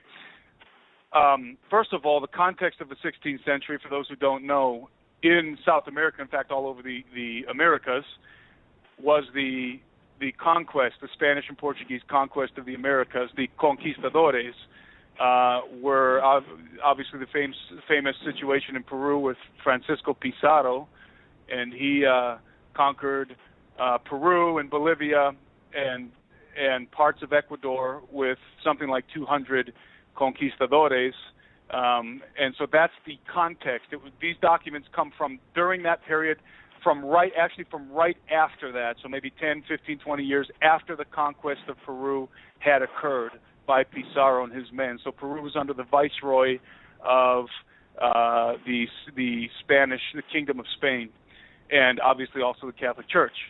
So that's the time frame, the 16th century. Now, I'll start with some of these documents people have heard of and are well known, but some of them I've done research and I couldn't find any references to them at all outside of what I was given, the original documents. I didn't get the original documents. I got the digital files of the original documents, which are in Lima in the library. So I'll reference this document here. This is a document called the Extirpation of Idolatry in Peru. It was written in 1620 by a man named Pablo Jose Arriaga, who was a Jesuit priest and missionary in Peru. And extirpation of idolatry just means basically the extermination of idolatry. And what was going on after the conquest in Peru was the Catholic Church, together with the Kingdom of Spain, was exterminating the religion of the natives and replacing it with Roman Catholicism. The Inquisition was already established in Peru shortly around this time, either a little bit before, a little bit afterwards. And also, besides the Inquisition, there was a group called the visitadores, the visitors, which the visitors means the royal inspectors. The Kingdom of Spain had royal inspectors. The state had these inspectors that they sent around to do various things. In the Americas, the inspectors were often working in tandem with the Inquisition. And so you had the inspectors who were representatives of the state, and you had the Inquisition who were representatives of the church, and they were going around together, the Jesuit priests with the inspectors, with the royal inspectors, and they were exterminating all the traces of idol worship and idolatry among the native tribes in Peru after the conquest of the Inca. So this document, The Extirpation of Idolatry in Peru, 1620, by Pablo José Arriaga, references a very interesting story here. This Jesuit priest, Arriaga, was going around doing what I just said, and they happened to come upon a town in Peru, and in this town, as they were getting rid of the idols and everything, they were directed to go into a cave. And when they went into this cave, Arriaga, the Jesuit priest, along with the royal inspectors, found a host of dead bodies. They call them dead Gentiles, just basically referring to the natives. Found a host of dead bodies laying around on the floor, and 3 giant bodies with elongated skulls. And from other documents that reference this document, those 3 bodies of those giants were enshrined. And one of the other chroniclers says that they were 6 times the size of normal human beings, or the 6 times the size of the natives. And the natives were somewhere around 5'6", 5'7". The Spanish somewhere around 6 feet tall. So these are normal-sized people. These giants were up to 6 times larger than them, and they were enshrined. And there's this whole story that unfolds. And this, by the way, wasn't just recorded by the Jesuit priest. It was also officially recorded by the royal inspectors who were accompanying him. And so these giant bodies were found. And the interesting thing about this is that they talk about the giants as being the progenitors of the natives that worshiped them. So the natives were worshiping these giants with elongated skulls, and at least the natives believed that they were the progenitors that they were the offspring of those giants. Now, I don't know if the natives had elongated skulls, but certainly the giants did. And the Gentiles, the dead natives that they talk about that were in the cave, were later on in other documents, it's evident that they were human sacrifices to these giants. So this is a very interesting, obviously very interesting story that we came upon in these documents that proves a few things. It proves that the giants, at least some of the giants in Peru, had elongated skulls, which is an important piece of information when considering the elongated skull races that are found not only in Peru but Bolivia and in other parts of the earth. So it's very possible and probably very likely that they came from these giants with elongated skulls, that they were indeed their offspring. So that's one thing. The second thing is that this story confirms that the giants were worshipped, that they were worshipped as gods. And that's evident in other documents as well. But another interesting fact here is that the giants were said to have been turned into mounds, and in Peru, this was the natives' legend, including legends of the Inca themselves, that the giants were turned into stone or the giants were turned into mounds, and that's why they say in these documents, some of these historians and chroniclers, that's why the natives built the monoliths and worshipped the monoliths, because they were an effigy of the giants. And what's really, really provocative to me is that here they're talking about the giants were turned into mounds, and the natives also worshipped the mounds. But what do we know about mounds and giants from the United States, from Sardinia, from all over the world, really, is that oftentimes giants are buried in mounds. So this is sort of an anecdotal piece of information that we came across, that this burying of giants in mounds is a common theme, certainly in the United States, and absolutely in Sardinia, and apparently also in Peru, and therefore probably all over South America. So very likely there are many, many mounds all over the place, South America, North America, Sardinia, and everywhere else, that still to this day have giant bones buried in them. And people just don't know that they're burial mounds. But that little story in and of itself confirmed a whole bunch of details. There's another story in here. I'm flipping through these documents. There's so many of them on my screen. Well, Tim, explain the skull size and the standard conquistador sword size, and we'll be illustrating this, ladies and gentlemen, in the DVD, because most people are probably not aware of the length of a Spanish cup-hilt rapier. That's actually a sword. So explain that quotation, if you will, or just give it generally, because, again, This was not known. These documents, look, I've been studying giants and writing about them for 25 years. I never found them until Tim got a hold of the disc given to him by an unbelieving scholar. So the point being, please share that, Tim, because it's very critical, and then we'll take into what the giants said about the whole situation of why they were turned into mounds. Now, Jesus said, just as in the days of Noah, and he says, basically, too, in the Scripture, Lot's wife turned back and looked at the judgment of God. What happened to her, Tim? She was turned into a pillar of salt. Yeah. And so, ladies and gentlemen, this is critical because, again, let's just go there right now. Read. Do you want to read it, or do you want me to read it on the native legends and when I say the Incan legends and what they were told and what it was basically throughout South America, because I've got other reports of this, not from the guys that Tim got the source to, but please go into that and explain the timing of the whole thing of God's judgment on the giants and what they were doing. And then I'm going to read, after you're done, I'll read the quote from Diodorus Seleucus, okay? Okay. Let me start off with what you talked about, the conquistador sword and the head, and then I'll go to the giants that got toasted basically by the angel.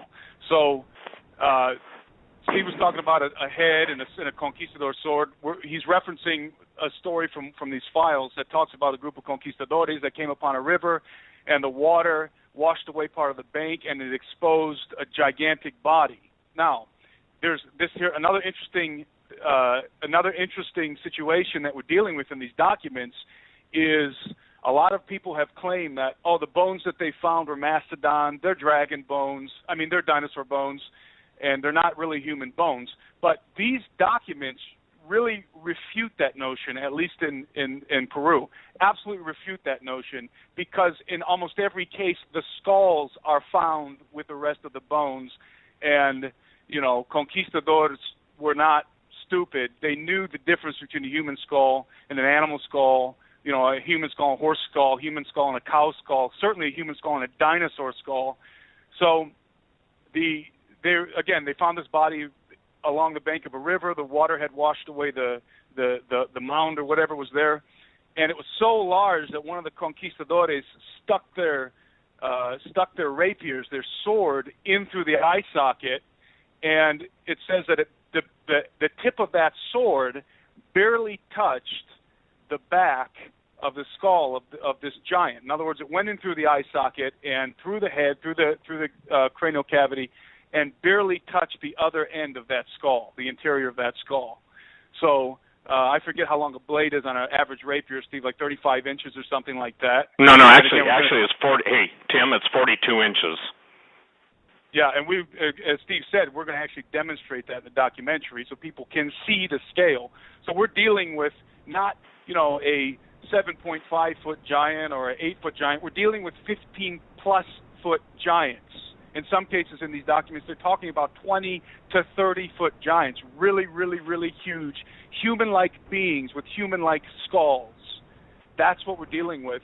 And according to these chroniclers, some of whom are, and I'll mention some of them a little later on, some of whom are very reputable historians, these giants were there, their bones were there, and it was common knowledge during the conquest of Peru and after the conquest of Peru. And, of course, the Inca knew all about this. And so there's a very famous story. Steve, I think I'll you want me to nutshell this story, and then are you going to read an excerpt from it? No, I want you to read the excerpt. Tim, I want you to read the excerpt, and then I'm going to read Diodorus Seleucus on the whole issue that we're making tonight, the timing of this, of the giants being destroyed because of their sodomy is made known to you, hasn't been made known to me. I never knew the situation existed in that because, number one, I don't read Spanish. Number two, the documents couldn't have turned up unless somebody turned them over to us. So that's what I want you to read. Remember the one I just sent you? Yep. Yes. Okay, so this is a document by a very famous Augustan monk. It was written in 1663. It's called The Moral Chronicle of the Order of St. Augustine in Peru, and this person is considered, Antonio de la Calancha is his name, is considered a reliable source of information. And this is, I'm going to read a portion here. Now, it's a little bit long, so bear with me. I'm going to read this. Speaking of the giants that existed before or after the flood in these native lands, and it's true that after the flood they existed in the New World, and it is said that it was well known that there were giants that came from other parts whose greatly deformed bones are still found to this day near Puerto Viejo. And according to their proportion, they had to be men in stature more than 3 times the size of the Indians today. Some of the documents say 6 size. There's different references. They say that these giants came from over the sea and that they made war with those on the land and that they raised mighty edifices or buildings, some of the stones of which still stand today in testimony of their greatness. They also say that these giants, being terrible sinners, practicing incest and sodomy, were burned and consumed with fire that came from heaven. This is the witness of Father Torquemada, and Theodore de Bry also references this, and Theodore de Bry also references the same in his book entitled, and it's a Latin title. Added to this are the known traditions that all of these giants, whose bones are seen to this day in that beautiful place, died in flames because a young, handsome man, and then in quotations it says, these Indians did not know of the existence of angels, threw lightning down upon them and incinerated all of them, leaving only their bones so that they would remain as a dreadful witness. For other Indians in those provinces, it is common knowledge that because they were sodomites, God turned their remains into large stones that are today dispersed over the land and charred black. And they say that it happened only a short time before the Spanish entered Peru.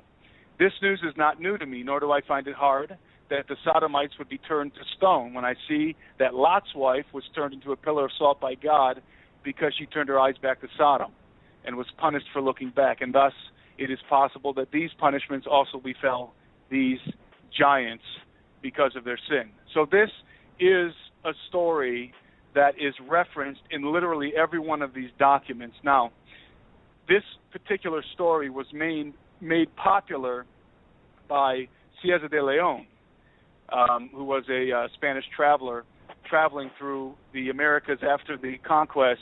And Cieza de León actually writes in great detail concerning these giants. He talks about how, and so do these other guys reference this, how these giants actually ate 5 times the amount of food as the amount of meat as the regular natives, and then they ate the natives.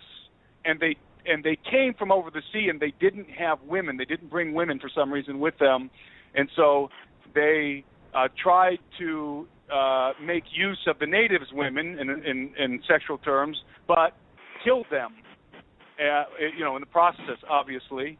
and so they turned to sodomy. They became sodomites, and they were hated. The Indians hated these natives, and I'm paraphrasing all this from Cieza de Leon and all these documents that reference these giants. There's so much information on them. In fact, the houses that the giants built are described in these documents, and some of them were still standing during this time period, during the mid-16th century.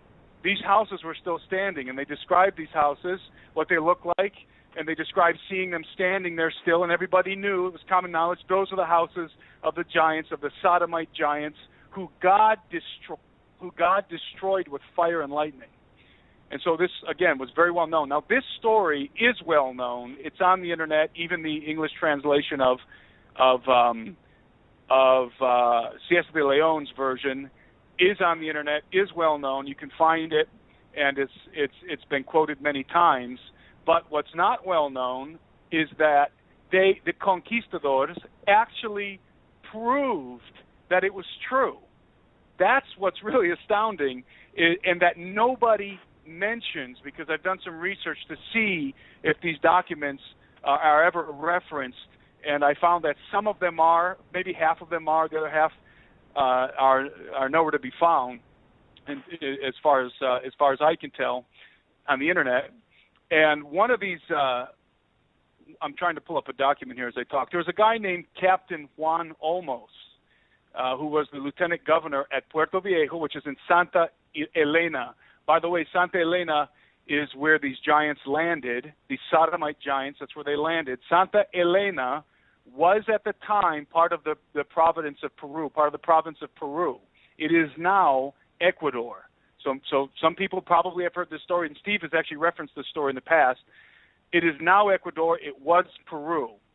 So, and Santa Elena is close to the city of Guayaquil, and you'll see there's a peninsula there if you look on Google Maps, and that's where this occurred. And I say occurred and not allegedly occurred because, as I said, it was proven. Captain Juan Olmos, who's a native of Trujillo, back in the in the mid 16th century, in 1555, somewhere around there. It says, and I'll just read this. This is a document by Agustin de Zarate.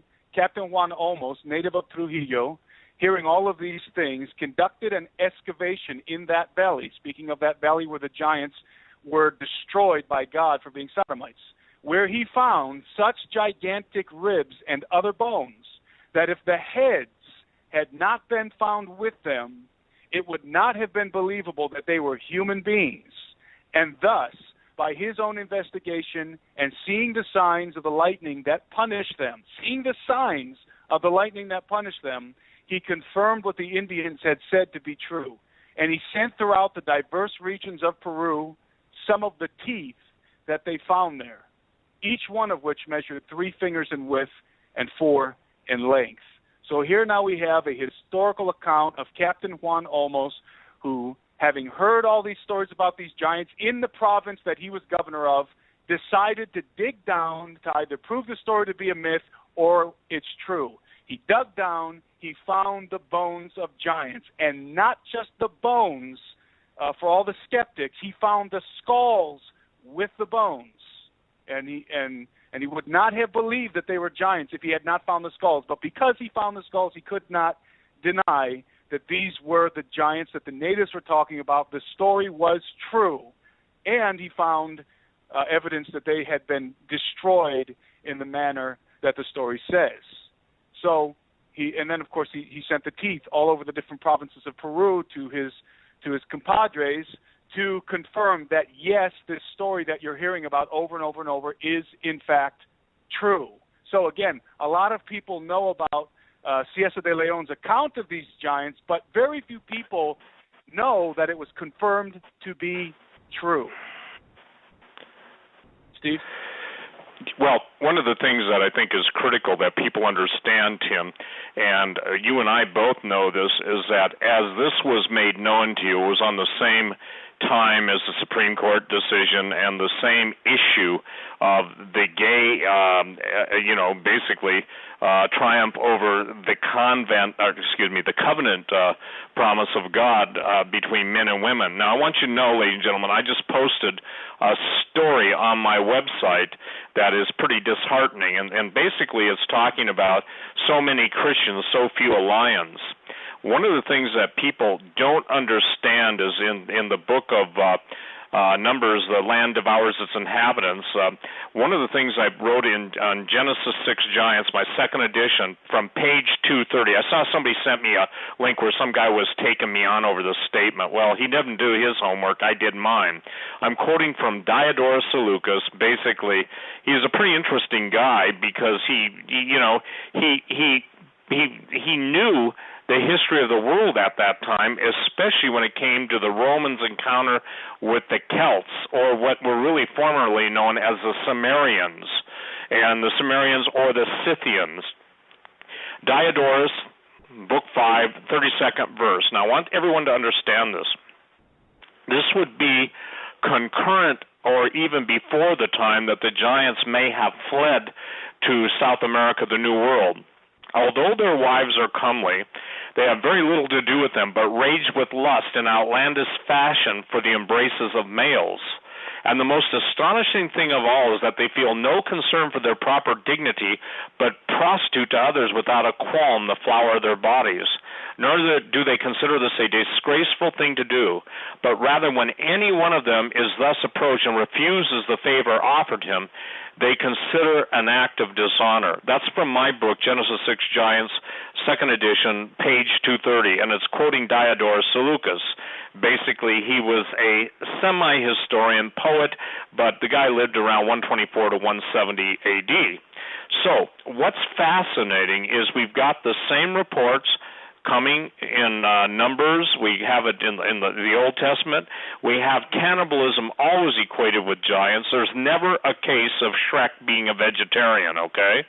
I told you that in Suetonius's book, The 12 Caesars, that Nero, now this is what's critical, Nero, who was insane, who blamed the Christians for burning down Rome, the fires that he set, had an ogre. He had a giant that was a cannibal, and he used to get his jollies by watching that ogre devour people whole. So the point of Tim's find, I find it interesting. In the mouth of two or three witnesses, let every word be established. This is why I'm making the statement that the gates of hell have opened. Tom Horn's making those statements. Tim is out in the woods around the world looking for the gates, interviewing the people that know about the gates, interview the people that know who comes along when the giants are found. I mean, I've told this story so many times, Tim, of a couple in Pennsylvania that were farmers. They turned over an area in the vicinity of a mound. They found a couple of 12-foot-long skeletons. They made the mistake of telling it to the post office. The post office immediately notified the FBI and someone else. They came in and took the skeletons and basically told the people to shut up or they'd meet an unfortunate end. Now, some people don't believe that. Well, given the fact that every time Tim and the film crew have gone to, it doesn't matter if it's Sardinia, it doesn't matter if it's Peru, it doesn't matter if it's Bolivia, there's always the, quote, unseen hand watching them. Agents in the field sitting in restaurants. You'd almost think it was an Indiana Jones movie with the guy in the corner. You know, I asked Tim, I said, Tim, did he have round glasses and a long trench coat? And Tim kind of laughed. But the point being is, without a doubt, the common theme, the common, if you will, interviewees, they all respond the same way. They've watched the giant bones be excavated, and you know what's interesting, Tim? I believe they're letting the older generation die off or hastening their demise in order to be able to spring their if you will, spin on the whole thing. The aliens created us. The aliens are saving us. And for people that don't get it, the Vatican is very serious about that. Tom Horn has documented it in Exo Vaticana. He's done a great job of explaining all his interviews. And again, what we're trying to get people to understand is there truly is nothing new under the sun. and that which has been will be again. You know, having taken heat for 21 years, Doug, or no, 25 years over this issue, and now, I even posted a story tonight that they're talking about a Jewish, and to my knowledge, this is the first time outside of Barry Kamish talking about Jewish rabbi scholars talking about should we expect giants. Did you guys see that? I saw the email you sent me. Yeah. Okay. I saw the email that. Okay, but evidently, okay. I'm sorry. I'm just trying to be inclusive because I don't want to, tie up the time. But I guess it burns in my heart with a lot of passion that I want people to understand this. Okay, so today, here's what I'm trying to say. This isn't coincidence. This isn't chance. This isn't probability. What's going on here is even the headlines are how do I say this, ringing out with the idea that, look, people can't get away from the fact that this is all happening now. It's just like the other day. People have always said that, hybrids, chimeras, all this stuff is just this is just all myth and legend. No, it isn't. The London Daily Mail carried a story about human skeletons being found with hybrid creatures. Did you see that, Doug? The reference, are you talking about the Daily Mail one, or is this something totally different? Yes. Yeah. Look, here's what I'm trying to say, and then I'll give it back to you, Tim. The bottom line is that the headlines now are giving a verification, if you will, or at least announcing two different headlines within 24 hours talking about chimera-like creatures. Those are genetic hybrids, which, by the way, ancient history records that the death of, and we'll get into this, the pre-flood civilizations were destroyed when they started messing with genetic tampering. For the record, I have not been able to separate, Tim, Doug, and Joe, the historic events of genetic tampering following homosexuality. So what I'm saying there is this. When we're seeing the stories that they're now going to make babies without the necessity of a woman and all that stuff, I'm just saying this, forgive me, this is really complex, so I'm trying to be as simplistic as I can. What we're seeing is all hell vomiting the very destructive forces and sciences that result in their total demise. That's where we're at. That's what the days of Noah mean. That's what the days of Lot mean. I've seen people try and embrace the devil's behind and excuse it, and they won't even deal with it. And Jesus said that's what we're dealing with as we approach that time. Go ahead, Tim. It's amazing to me that the symbol for the gay activists or the gay rights movement was and is the rainbow. And obviously the rainbow was a covenant between God and man that he wouldn't send another flood and destroy the earth. And the reason why that flood came was exactly what Steve said. It had to do with genetics, obviously the fallen angels, the giants, the violence, the wickedness, and definitely the sexual perversion. So here, the very symbolism that the sodomites are marching under, that the homosexuals are marching under, their very banner is giving God the finger. That's literally what it is. And it's shaking their fist at God. He promised he would never destroy the earth with water again. And it's just like Steve said, all hell is being unleashed. It's being loosed. And what's literally happening, the more you look around, the more you see what's going on all over the place, the technology that's coming out, the brutality that we see with ISIS, the sodomite movements all over the earth, taking over the culture, transhumanism. What's happening is we're getting a repeat of the pre-flood world. That's exactly what's happening. It's the days of Noah part 2. And I love all these people who scoff and say, oh, that's not what the days of Noah means. The days of Noah only means that just as the destruction came swiftly on them, they were eating and drinking and marrying and being given in marriage, and then destruction came. And that's all that means. Well, it must just be it must just be a coincidence that everything else is happening now too, right? That's just a coincidence. It's just a coincidence that we're tampering with the genetics. It's just a coincidence that we're creating transhumans. It's just a coincidence that the sodomite movements all over the earth are burgeoning.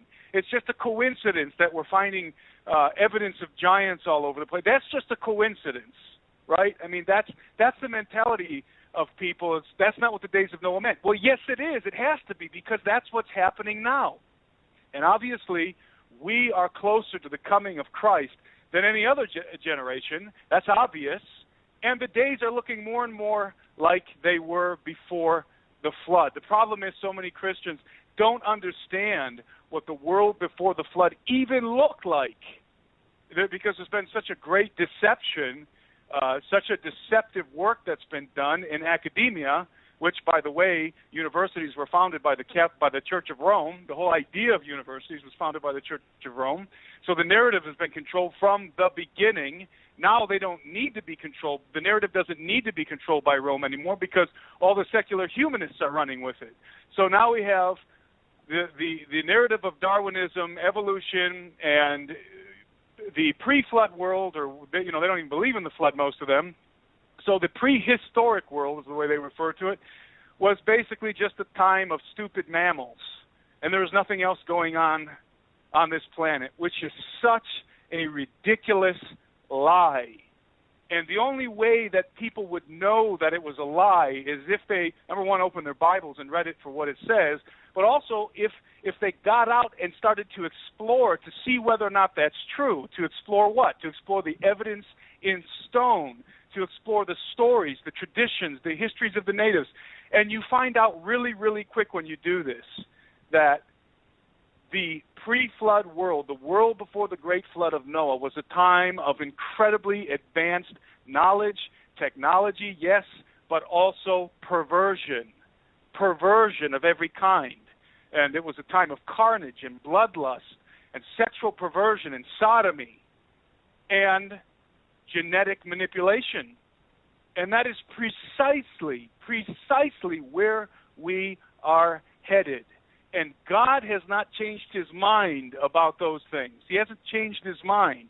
He destroyed everything save 8 people in the first flood, and destruction is again coming. It's the wages that are going to be inevitably paid out for what's going on. And Steve enlightened me to the fact last year that even the chemtrailing has to do with returning to the earth to the state that it was in before the flood. In other words, making the environment appropriate for those creatures and entities that want to return and are returning.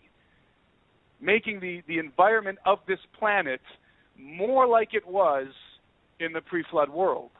And we have effectively in our universities and in our churches, we have effectively erased the history that is so well documented in not only the scriptures, not only other ancient apocryphal works, not only in every major ancient culture, but also even to this day kept with the smaller cultures like the Hopi Indians and the other Indians around the United States, this idea that there was once what I refer to as an empire of the gods, referring to the fallen angels, their hybrid offspring, and all the perversion that was going on. They don't want us to know about that. And when I say they, it's very interesting, getting back to these documents, it's very interesting that another thing that these documents reveal is the fact that bones were being sent to Lima, the capital of Peru. Lima, it's called the City of Kings, was being sent to Lima in the 16th century. People say, where do the bones go? Well, I can tell you where they went in Peru for sure because it's chronicled here. The bones were sent to Lima, the ones that were of the greatest interest. And do you know where they ended up, at least some of them? In the office of the Secretary of the Inquisition. They ended up in the hands of the Inquisition, in the hands of the Roman Catholic Church. That's where a lot of the bones went. And that's a fact. That's not just a conjecture or a conspiracy. That is a fact, according to these documents, a fact. And the rest of the bones, again, the Catholic Church, along with the state, the Kingdom of Spain, were extirpating, were exterminating idolatry in Peru. Well, guess what? They found out that the Peruvians were worshiping giants. So what do you think they did with the bones? According to the documents, they burned them. They incinerated the bones. So the bones are being burned, and then the bones that aren't being burned, the ones that are of the most interest, are being sent to the Inquisition, and many of them very likely making their way back to Rome. And that is a fact. And that is borne out in these documents. And not only in these documents, it's the very same thing that we found in Sardinia. It seems to me that where the Roman Catholic Church has influence, they're confiscating the bones. Where they don't have as much influence, it's organizations like the Smithsonian confiscating the bones, doing the same thing, destroying them, keeping the ones that are of the greatest value, the most interest to them for whatever reason. And many of those reasons, by the way, why do they keep the bones? Many of those reasons have to do with the occult. They use them. They still worship the giants. They still believe that those are their ancestors. And this is what's really going on behind the scenes. And so you have a whole multitudes of people who scoff and say they think there are giants and giants are coming back. But in reality, the controllers of society behind the scenes are still worshiping those giants, both dead, and I know Steve would agree, alive to this day, worshiping the bones, the remains, and the giants that are in fact still alive. And so this is the reality, and they're doing everything that they can. Again, when I say they, I'm talking about the Luciferian elite, and that encompasses all different kinds of organizations. They are working towards their ultimate goal. What is their ultimate goal? The Golden Age, the reemergence of the Golden Age. The Golden Age Part 2, again, the pre-flood world Part 2. That's their ultimate goal. They want to bring about the Golden Age again. And obviously, in the Greek mythology, the Golden Age was a wonderful time. It's just a lie. It wasn't. It was a horrific time. It was wonderful if you were a fallen angel or you were an offspring of the fallen angel. But if you were a human being of regular size, as Steve always says, you were lunch. You were on the menu. They were devouring human beings. They were slaughtering human beings. They were creating, literally generating, manipulating the genetics and generating monstrous creatures. The Book of Giants references that the 200 watchers that fell in the days of Jared, not only did they have sex with human women and create giants, they chose for themselves 200 species of animals. This is what the Book of Giants says, and copulated with them. And from that union, from that sexual union, or whatever they did, tampering with genetics also, surely, they had the technology to do that, they created all kinds of beasts, of monsters. And so it's evident that when the Bible says the days of Noah, it means the times in which we are now living and moving quickly into. And that's what it means. It has to mean that, because that's where we're going. That's what's happening. All these things are coming back. And you have to be absolutely blind as a bat to deny that fact. Steve?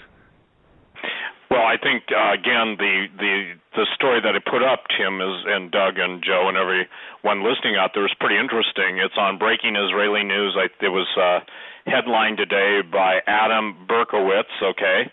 No fairy tale. Will giants return to usher in the Messianic era? To my knowledge, and look, I study this stuff night and day, but stuff escapes me. That and the BBC article about finding basically chimeras, in other words, a half of one animal mated with another, the half of a human mated with a satyr, if you will, or even the unicorns. People have found the unicorns. People say, I don't believe it. Well, of course you don't believe it because you don't do your homework. What we're trying to do is share this. All of this is valid. I have an email, Tim, that typically surfaces probably once a week, Doug, or sooner.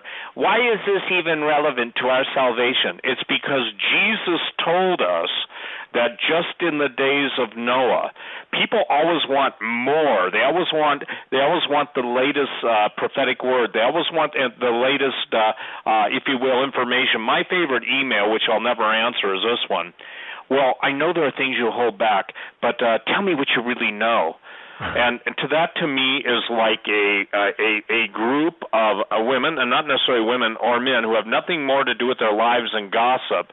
And my answer to them publicly, and I won't answer them privately, I'm telling you, I will not answer that question, is what have you done with the knowledge? My other thing is, for those of you who have read my book, you should be the boldest books, after listening to Tim going on the Alberino analysis.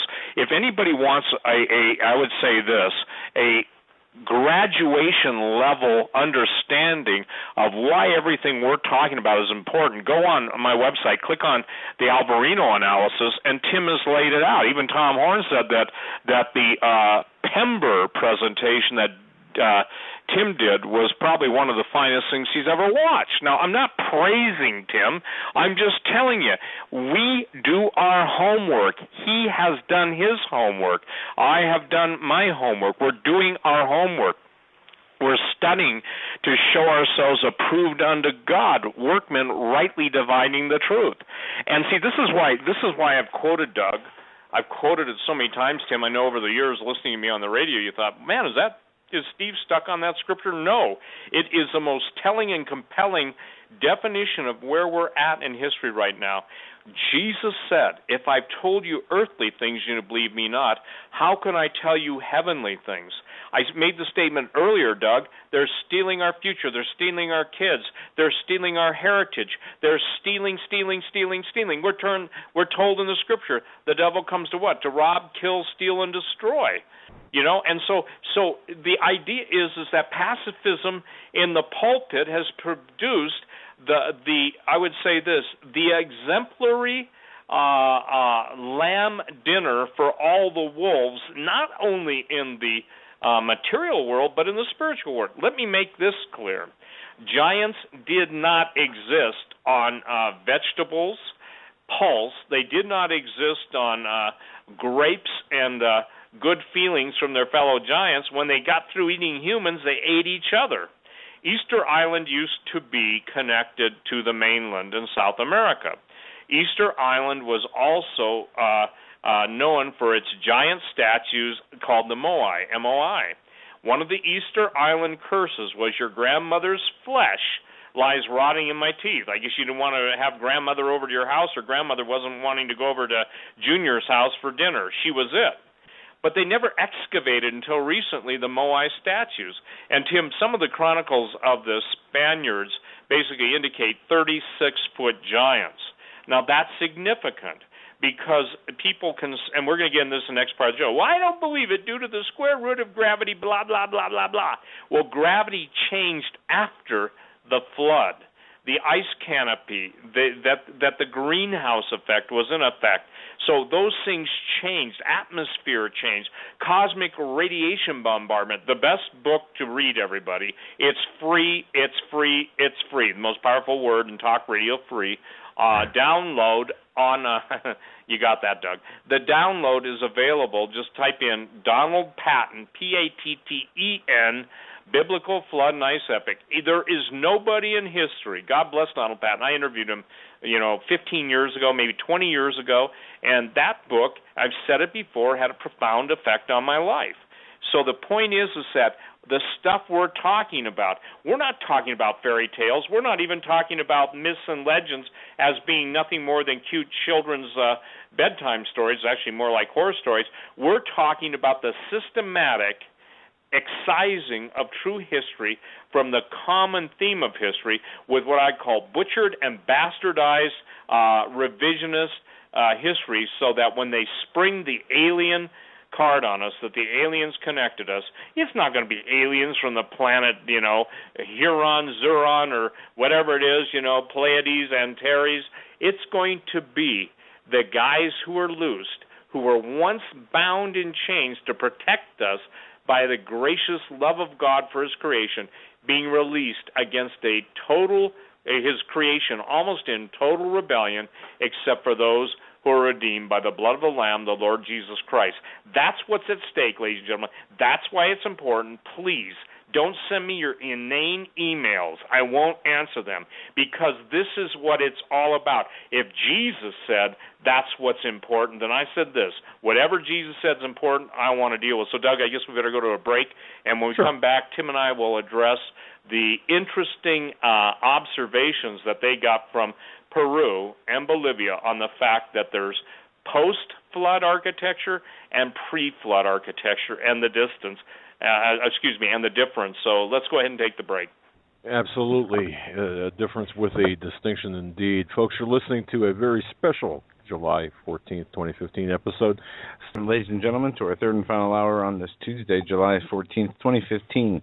Timothy Alberino of the Alberino Analysis and Steve Quayle from stevequayle.com, also the author of Genesis 6 Giants, is with us tonight. And I'm going to turn it over to you, Steve, and let us get going in hour 3. Wow, where did the time go?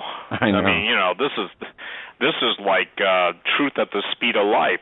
Genesis 6:4. It's critical that people understand that the giants we're talking about were both before the flood and after the flood. And Genesis 6:4 says this: there were giants in the earth in those days, and also after that. Now, after that means after the flood, when the sons of God came into the daughters of men, and they bare children to them. The same became the mighty men which were of old, men of renown.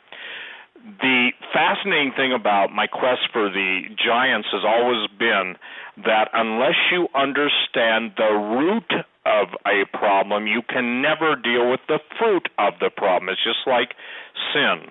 So now we're at the point where we're going to talk about in this third hour why it's important to understand the difference between pre-flood architecture and the big giants, the big guys meaning the 36-footers and above, and then the giants even that were in King Og's day, whether they were up to 18 feet. But a lot of things changed after the flood. So, Tim, let's go ahead and take it. I'll just turn it over to you, and you just take it for as long as you want to lay it out so people understand what the find was, why it is so important. And no one ever has dealt with this, although the copycats will now come up with it.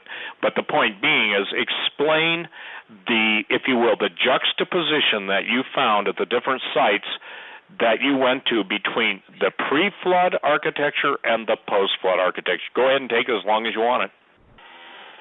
Well, let me say first that your reference to the giants being bigger before the flood and then smaller after the flood is actually something that the Inca believed, which I found that to be astounding. The Inca believed, and it's recorded a few times, it's mentioned a few times by some of these chroniclers, that the giants after the flood were smaller than 15 foot, basically, is what they were saying when you do the math on it. But that the giants before the flood were much larger. Those are the big, when they found the big bones, when they would talk to the Spanish about giants, it was in the context of pre-flood giants and then also post-flood giants, some of whom were still alive. Now, let me say that again. Some of those giants were still alive, and the Inca referenced them. And one very salient example is from, I think I've got so many documents on my screen here, it's confusing. It's from one of these guys and one of these chroniclers who talks about that during his time while he was in Lima, there was a young man, a mestizo, which is a half-breed between the Spanish and the Indians. During that time, this young man came to Lima. He was almost 9 feet tall. Almost 9 feet tall. That's not gigantism. That is something very interesting going on. He was 18 years old, and he was referenced as a giant. And in connection to the stories of the giants that the Inca told, in other words, they were using him as proof that what the Inca were saying was true. And it wasn't just the Inca; it was the different tribes all throughout Peru and certainly all throughout South America. And again, they worshiped the giants. This was seen as something that was admirable, something that was desirable, was to be from the giants, was to be from this lineage of giants. I can't believe how much information there actually exists from the natives themselves in Peru concerning giants. In fact, the Inca, there's a very famous Inca chronicler, and I say Inca chronicler because he was Inca by blood, but he was also what's the word, Spaniardized or he became a European Inca basically, and his name was Juan de Santa Cruz was his Christian name, and then he has this long Inca name which I'm not going to attempt to pronounce. But he, in his chronicles, he wrote some chronicles called Ancient Accounts from the Kingdom of Peru. It was written in 1613, and he mentions battles that had giants in them.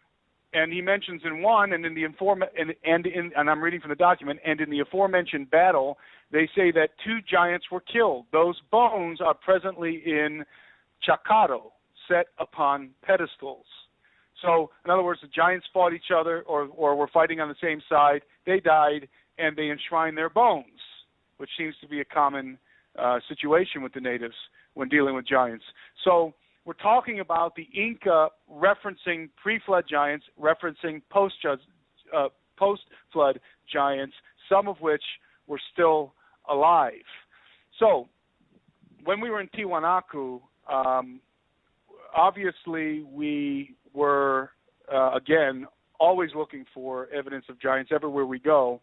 But I didn't even realize when I was actually there in Bolivia, because I hadn't reviewed these documents yet, because we were just, everything was fast and furious when we were in Peru, that Tiwanaku itself, and for those who don't know where Tiwanaku is, it's right across the Peruvian-Bolivian border in Bolivia.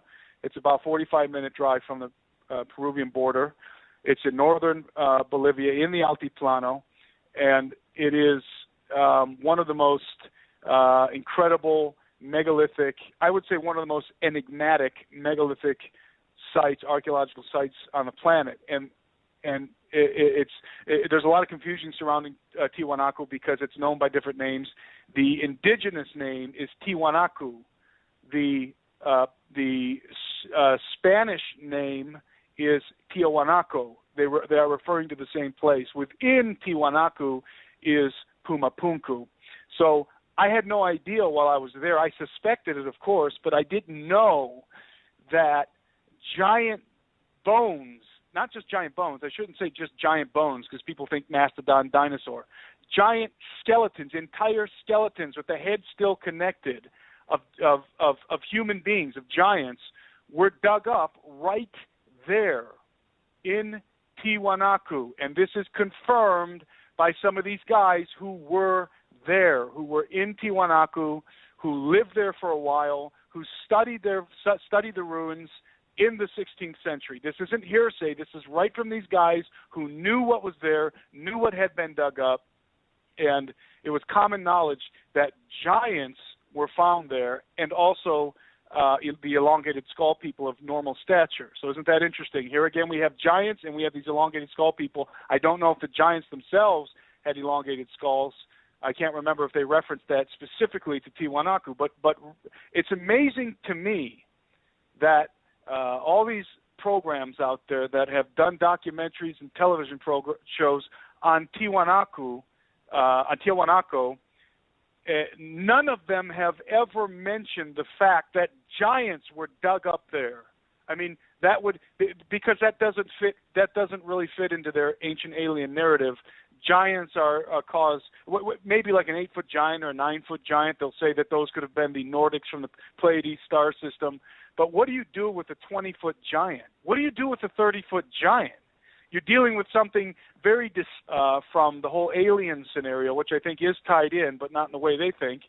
You're dealing with something very distinct. You're dealing with these incredibly huge humanoid entities, and they were found buried beneath the soil at Tiwanaku. And not only were giants discovered, the corpses. In some cases, it seems like the documents are referencing corpses as opposed to skeletons. In other words, mummified corpses, and they were very clearly humanoid with heads and connected to their shoulders. I'm not talking about mastodons. And also the Inca, as well as the Spanish chroniclers, mainly the Jesuits and the different some of the other guys in the different orders, the other Roman Catholic orders. It was common knowledge to them, and I was surprised to find this too. It was common knowledge to the Inca, for example, that the Pumapunku ruins and much of what used to be at Tiahuanaco, and I say used to be at Tiahuanaco because much of what you see at Tiahuanaco today is a fabrication, literally in every sense of the word, a fabrication. The government, it's been long since plundered. The megalithic blocks, the Bolivian government used to use the ruins at Tiahuanaco as a target range. And so they blew it to pieces, basically, a lot of it. And again, you hardly ever hear anybody talk about this kind of stuff. And a lot of the megalithic blocks, not the megalithic, not the big ones, the smaller ones, have been carried away over the centuries and have been long since incorporated into walls and roads by the villagers in the surrounding area. So what the government did was they reconstructed, and I say fabricated, because they didn't even base their reconstruction really on archaeological evidence. They just reconstructed this thing, some of the stuff that's standing there, not the Pumapunku stuff. They didn't even try to reconstruct Pumapunku. When you watch our documentary, you'll see why. Very different. They reconstructed some of the other stuff based on guesswork, basically, and nobody factors in. Nobody factors in. I shouldn't say nobody. Obviously, we do, and some other researchers have, like Panansky, the famous Arthur Panansky, who was doing research there in the early 19th century. I should say the early 20th century. He knew that giant bones had been discovered there, and he himself had discovered elongated skulls right there. So there's all this history that has been deliberately, as I said earlier, erased. You can talk about Tiahuanaco, you can talk about, for example, the Temple of Kalasasaya, the pyramids there, but you can't talk about it in its real context. What is its real context? Pre-flood, giants, elongated skulls. That's the real context, not aliens or some weird concocted thing that there's really no evidence for. But what there is evidence for, again, giants, elongated skulls, pre-flood, nobody talks about. And it's astounding that people ignore what's right in front of their faces, and they either buy into the BS that the nationalistic regime forces on people there, that being the regime of Evo Morales, or they buy into the ancient alien stuff, neither of which have any evidence to prove their claims, or very scant evidence, when right in front of your eyes is all kinds of evidence, the whole Pumapunku, the whole Tiahuanaco area, the whole valley, the whole Altiplano, in fact, was flooded. And that's a fact, because they found seashells and they found the residues of tropical plants. The whole Altiplano was most likely at one time at sea level. And through some kind of cataclysm, probably the flood of Noah, most likely the flood of Noah, was elevated, was lifted up. The entire the surface area of the Altiplano was lifted up together like one block of land to the altitude that it's presently at, which is over 13,000 feet. And because it's over 13,000 feet, there's no way that it could have supported the massive civilization that obviously existed there at one time. So we've got seashells, we've got elongated skulls, we've got bones of giants, we've got technology at Pumapunku, the likes of which no archaeologist could ever even begin to explain how they were able to do the things that they did.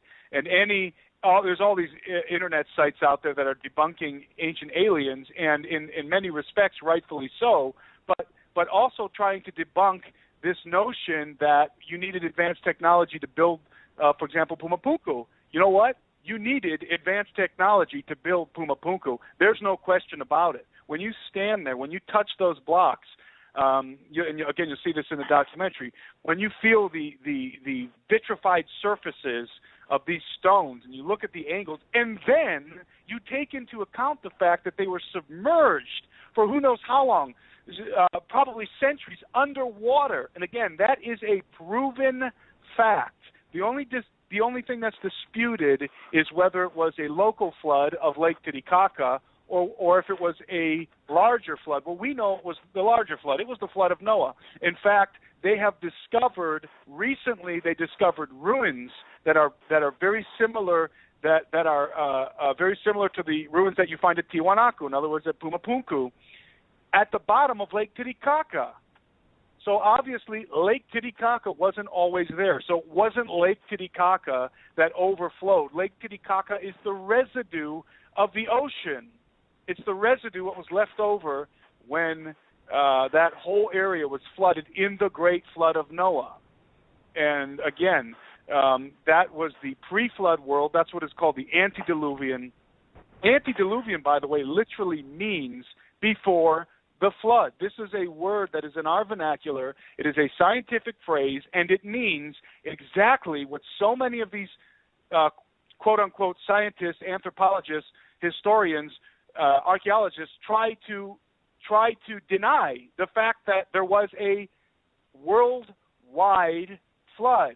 And it's actually quite ridiculous that anybody would ever try to deny that fact, seeing as seashells and tropical plants are found on top of Mount Everest, the residues, the petrified remains, not only the altiplano, but on top of all the high mountain ranges on this planet. The entire Earth was obviously submerged in a flood. That's a given. And what's also a given is that there were massive giants. There were different races that were not fully human. That is all proven. It really is proven. It's proven far more to such a greater, to such a tremendously greater extent than the theory of evolution, for example. I mean, compared to the theory of evolution, the proof of giants, the proof of a pre-flood world, the proof of advanced technology in the ancient world, I mean, it just far surpasses it. It's not even comparable. The scant evidence that there is for evolution that's being taught as a solid fact and shoved down everybody's throats, and yet here they're absolutely ignoring this incredible reality of a pre-flood advanced world. And of course, we're talking about the world that God himself destroyed. He decimated it. And by the way, a lot of people forget that in the book of Enoch, I call this an angelic hazmat operation.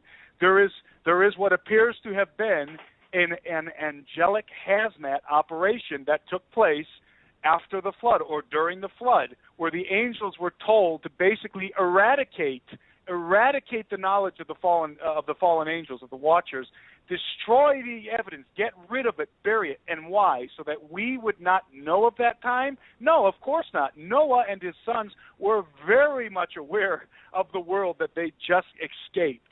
And believe me, they told everybody about it. The stories were passed down. It was supposed to be passed down. It was exemplified as something that the human race was not to do again, because obviously it angered God. But it was this hazmat operation in the book of Enoch was done so that the knowledge, the forbidden knowledge, would not be recovered. That's what that was about. Bury the knowledge, because it corrupted the human race. And as I was saying earlier, we are literally unearthing the knowledge of the watchers.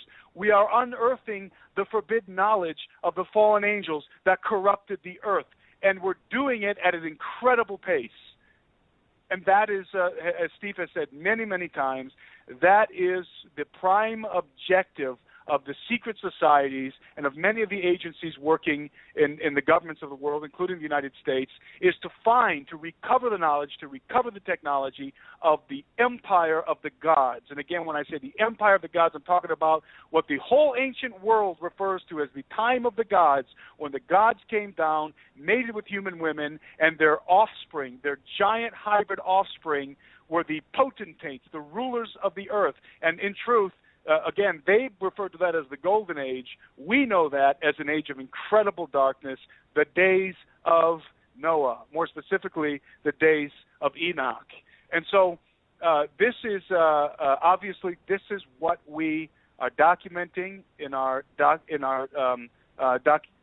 documentary film, Technology of the Watchers. And before I forget, go to visit the website, our website for the series, TrueLegendsTheSeries.com. TrueLegendsTheSeries.com is the website for our documentary, and I've just started to do some updates. I'm going to be updating it frequently now. I didn't have the time before.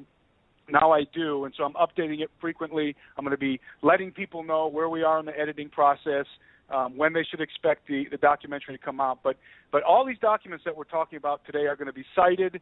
Steve and I are going to talk about them, explain them in more detail. We're going to show you what we saw. You're going to see the ruins at Tiwanaku and at other places in Peru to an extent that a lot of these other TV shows and documentaries don't show you. I find it amazing that they spend all this money, and for example, let's just use Ancient Aliens for an example. They spend all this money to send these guys to Tiwanaku, and they barely show you any of the ruins, and they barely talk about the true history of the place or mention what the Inca believed, or what the conquistadors believed, or what the Jesuit priests who first came upon those ruins believed. And the Jesuit priests who came upon those ruins, and not just the Jesuit priests, the explorers, the chroniclers, every one of them that I have read so far that came upon the ruins of Tiwanaku says the same thing or infer the same thing, and that is this. This was built before the flood of Noah. They say it in concert with the Inca, in concert with the natives that lived around the area. This was built, and many of them say, by a race of giants before the flood of Noah. That is the true history. That's what our kids should be learning in school. That is the fact. That's what everybody knew. That was the common knowledge, the common narrative that everybody knew. They knew this. They knew the names of the pre-flood entities. They knew the histories before the Tower of Babel, when they were all dispersed and their languages were changed and all the names got scrambled and all the dates and the events got scrambled simply because the languages were scrambled. God confused the languages. They all moved away from each other, created their own cultures, formed their own myths from what they could remember, the fragments that they could remember from the pre-flood world. That's what the myths are built around. But you can be assured that before the Tower of Babel, there was a universal knowledge, not just a knowledge, but like I said before, the pre-flood world was an object lesson. Don't do this again. And folks, we're doing it again. As in the days of Noah, we are doing it again right now, exactly what the flood and the pre-flood world are supposed to exemplify and are supposed to represent as a warning. Steve, Doug, Joe? Yeah, Steve, I don't think I've ever heard an explanation so precise, so spot on, so relevant to today than what Tim has said this hour. My goodness. Thank you. Go ahead, Steve. Well, first of all, it's the appropriate time. Second of all, people now have ears to hear. They have eyes to see, and by the grace of God, I believe that, it's time for those things to happen. I want to draw everyone's attention to my book, Xenogenesis. I was provided with the document. Doug, you wrote part of it, the box of chocolates, the introduction, but in the rainbow was God's covenant. This is a sign of the covenant I have established between me and all life on earth. The very fact that there are 6 colors in the rainbow that flashed upon the White House and around the world should tell you something. God's 7.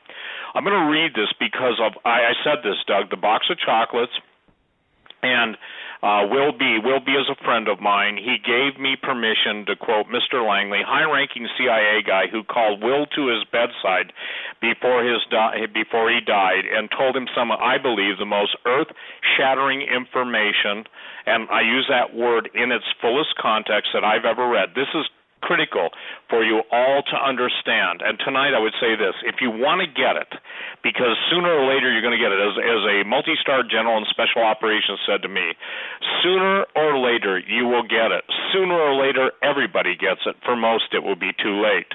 My prayer tonight is by the entrance of knowledge, by the entrance of wisdom, we're seeing the very images of Noah's flood. We're seeing and hearing of the destruction of the pre-flood giants and the post-flood giants.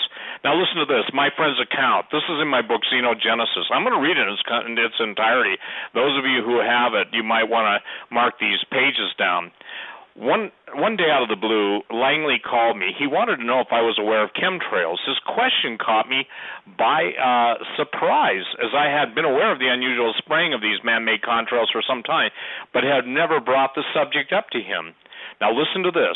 They are trying to remove the alpha and the omega, he told me. He told me that he had been involved during Vietnam War with the Blazer, B-L-A-Z-E-R project.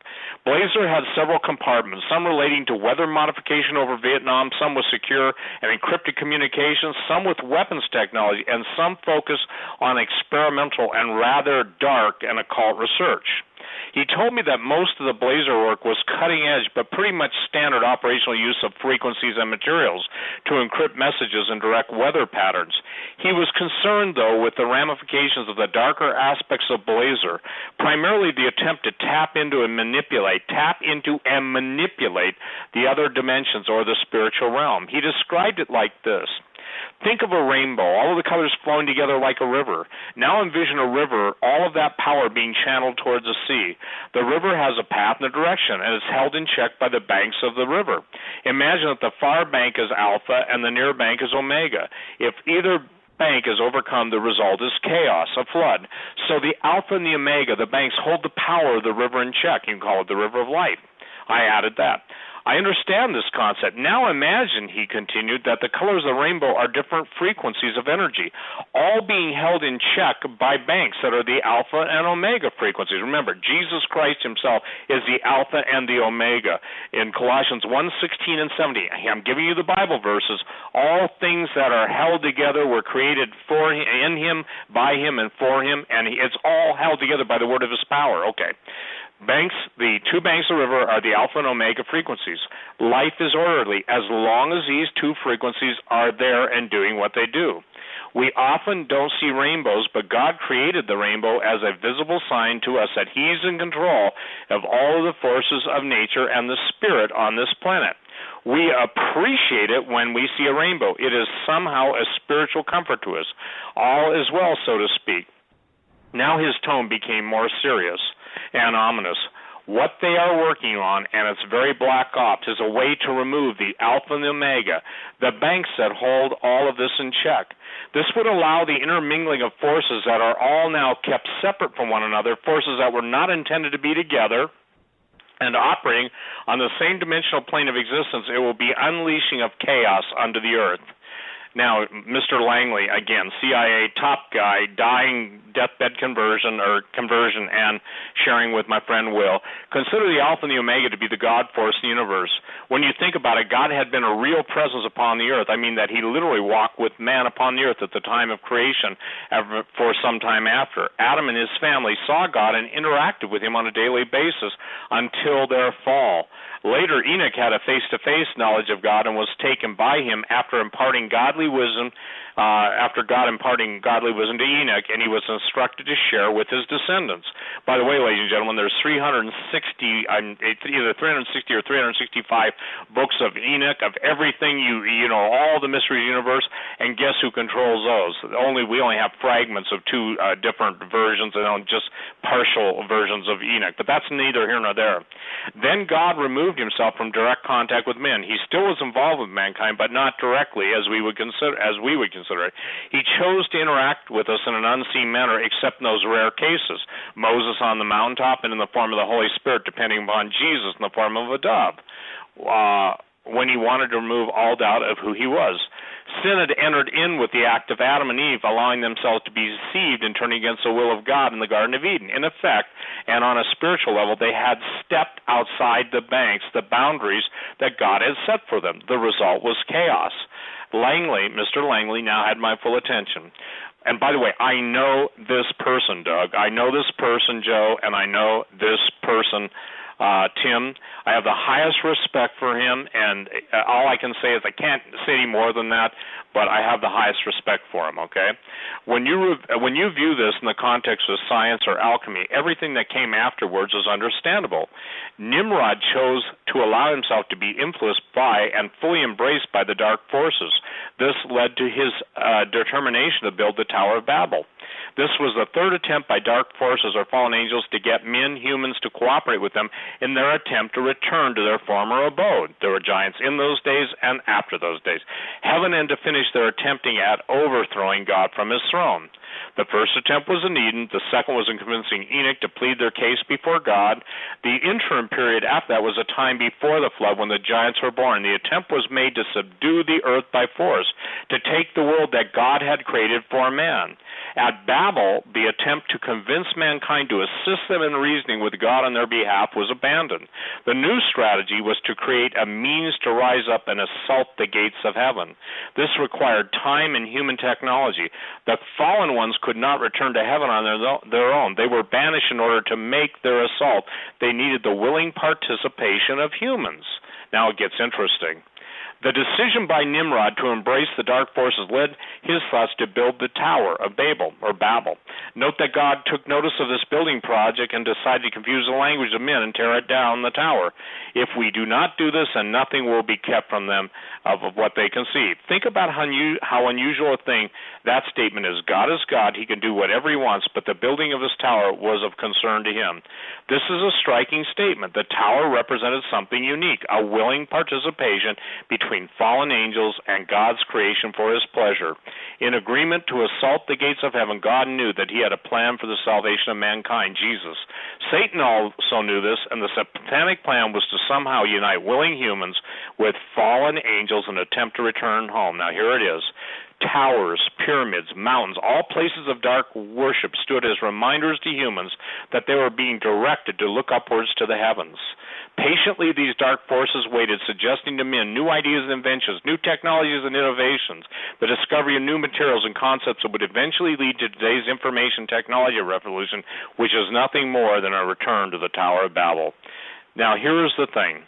Our conversation went on for hours. If this wasn't so important, Doug, I wouldn't be reading the whole thing. Again, ladies and gentlemen, if you ask me, tell me the most important thing, Steve Quayle, not the most hidden, not the most interesting. Well, this is probably the most interesting, but the most arcane. This is the most specific, amazing, timed release of information that I personally know. In other words, this blows my mind.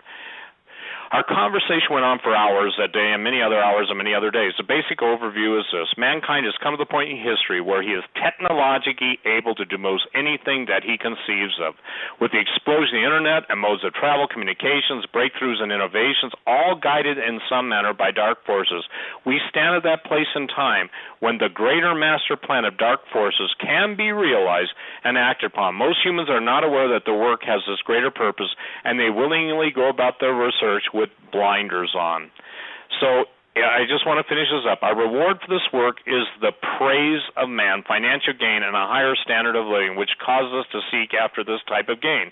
The result being our focus on the things of man rather than the things of God.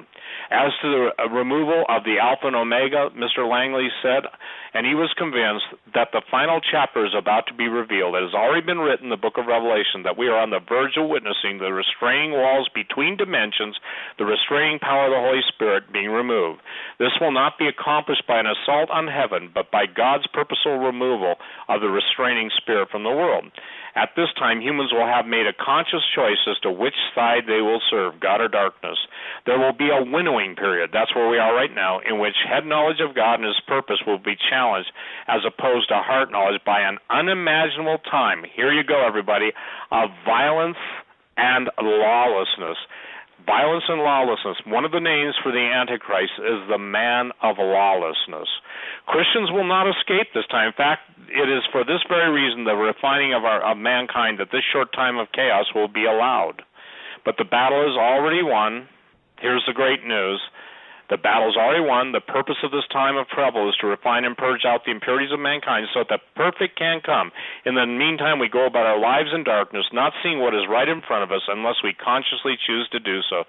Jesus told us, I am the Alpha and Omega, the beginning and the end, the first and the last. Now, I want to share this, Doug, and I'm going to turn it back over to Tim, because why this is relevant, why this relates to Tim, why this relates to the study. It is God's defined time, a specific time to reveal the truth, because the Bible says, surely the Lord God will do nothing except He reveals His secrets to His servants the prophets.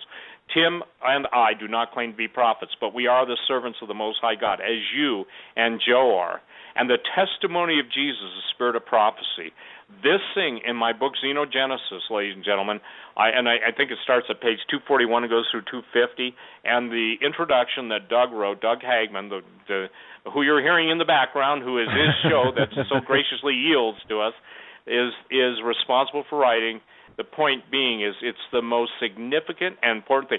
That's why the gay agenda. That's why we're making a big deal about the time that Tim was given the disc, and that the deciphering of the disc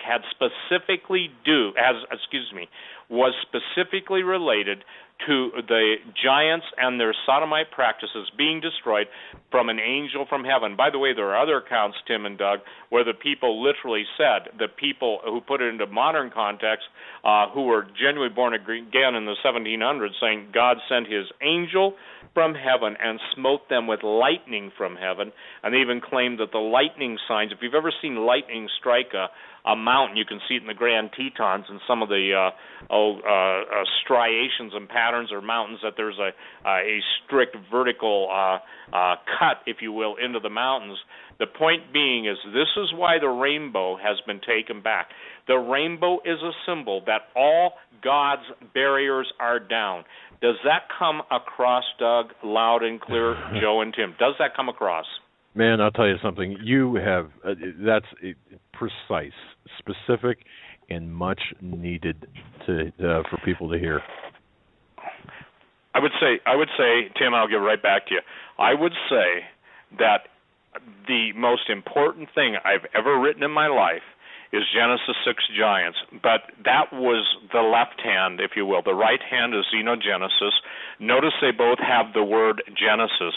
One is the Old Age. I want to correct something. It was Diodorus Siculus, and he lived between 30 and 90. I said I was quoting some other birthday. I got these in my head. I apologize. But I was quoting Apuleius, Apuleius. Why that's critical.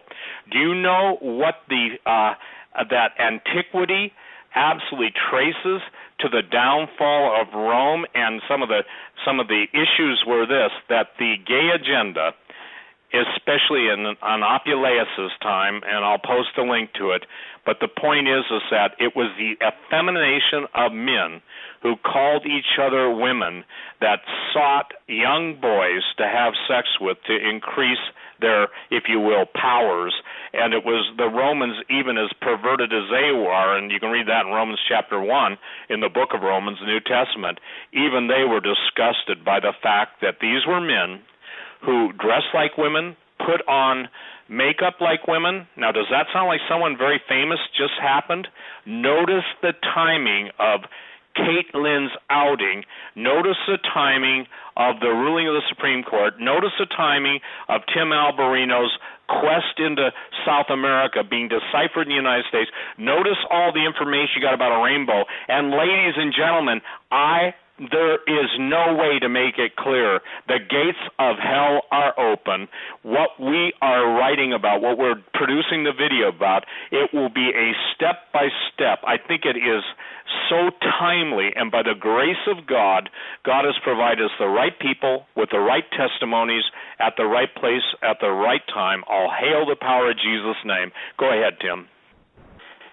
I think it's interesting, too, that recently, I don't remember how recently, but sometime in modern history here, and certainly in my generation, it was discovered, it might even have been just in the last decade, you probably know, Steve, it was discovered that Pompeii was basically the capital of sexual perversion and fornication and all manner of sexual perversion and homosexuality, and they've been able to confirm this unequivocally.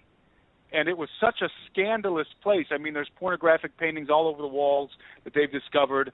And Pompeii, is it a coincidence that Pompeii was literally buried under the molten lava of the volcano that erupted in its vicinity? I mean, it's what's really frightening is that there's a couple of things that demand a response from God, and this is apparent in the Bible, that elicit a response from God, and it's a swift response, and it's a terrible response in terms of its ferocity and the destruction that follows. And the two things that you see over and over and over are the sacrificing of children, i.e. abortion in our modern vernacular, and homosexuality and the pervasiveness of homosexuality. Those are two things that always provoke a response, and those are the two things that basically our cup, not only ours in the United States, but many different nations, certainly in different nations in Europe, is overflowing at this point with those two abominations. And I agree with Steve. You know, it literally was. It might even have been on the very same day, Steve, that I was discovering this, verifying information about that story of the Sodomite giants that were destroyed in the lightning and in the brimstone, is what some of them say. It might have even been the very same day that that homosexual marriage was legalized in the United States. And there are so many examples of the wrath of God coming swiftly after a nation's cup begins to overflow with those two particular abominations, among others. But those two particular abominations seem to be the most provocative in terms of provoking God to anger. There are, of course, many others, and of course, those are rooted in pride, which is the ultimate downfall of all those, which is the ultimate source of all perversion. So, again, it's a frightening thought to see how far we've come. I mean, we know that Rome was excessively debauched before its downfall. Obviously, Babylon, obviously Egypt, these civilizations, they get to a point where they become so debauched that the only recourse is to level them, to destroy them. That's part of the plan. The enemy always does that in Scripture. In the context of Scripture, the way that the devil would most frequently attack Israel wasn't to come himself because God was protecting Israel. It was to get the Hebrews to sin against God, to commit such profane abominations that it provoked God to anger. That was the agenda. That was the way that the devil would operate against Israel. And that is still the MO, is to get nations and peoples to get to such to come to such a debauched state where a response must come from heaven. And you can imagine, these giants, going back to the story of these giants that landed on the coast of Santa Elena in what is now the peninsula there in Ecuador, These guys were so wicked, so vile. If you want to get a sampling, just a sampling, and this was post-flood, a sampling of the wickedness that Steve has been talking about for years and years and years and years that's coming, that the evil that's erupting, the gates of hell, a sampling is in the documents here that we have of the perversion of these giants and the bloodlust of these giants. I mean, they were literally just devouring the natives, raping their women to death, obviously, being humongous giants. They walked around naked. I mean, there's so much detail in these documents about what they ate, about the nets they made. They caught sharks and other large fish off the coast, how they built their houses, and how they were decimated. And it does say, and I read it, and it does say to remind everyone that even the natives, this is the story of the natives, not of the Jesuit priests, of the natives, that a young man, a young handsome man, an angel, appeared in the sky and began to throw lightning down on these giants. And that has a biblical context.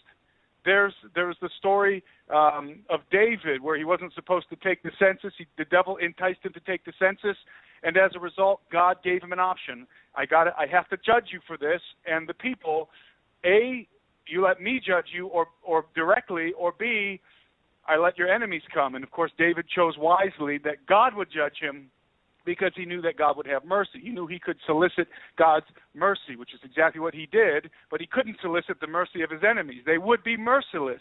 So, long story short, an angel appears, I think it was over Jerusalem, somewhere in Israel, appears in the sky and has a sword and begins to cut people down.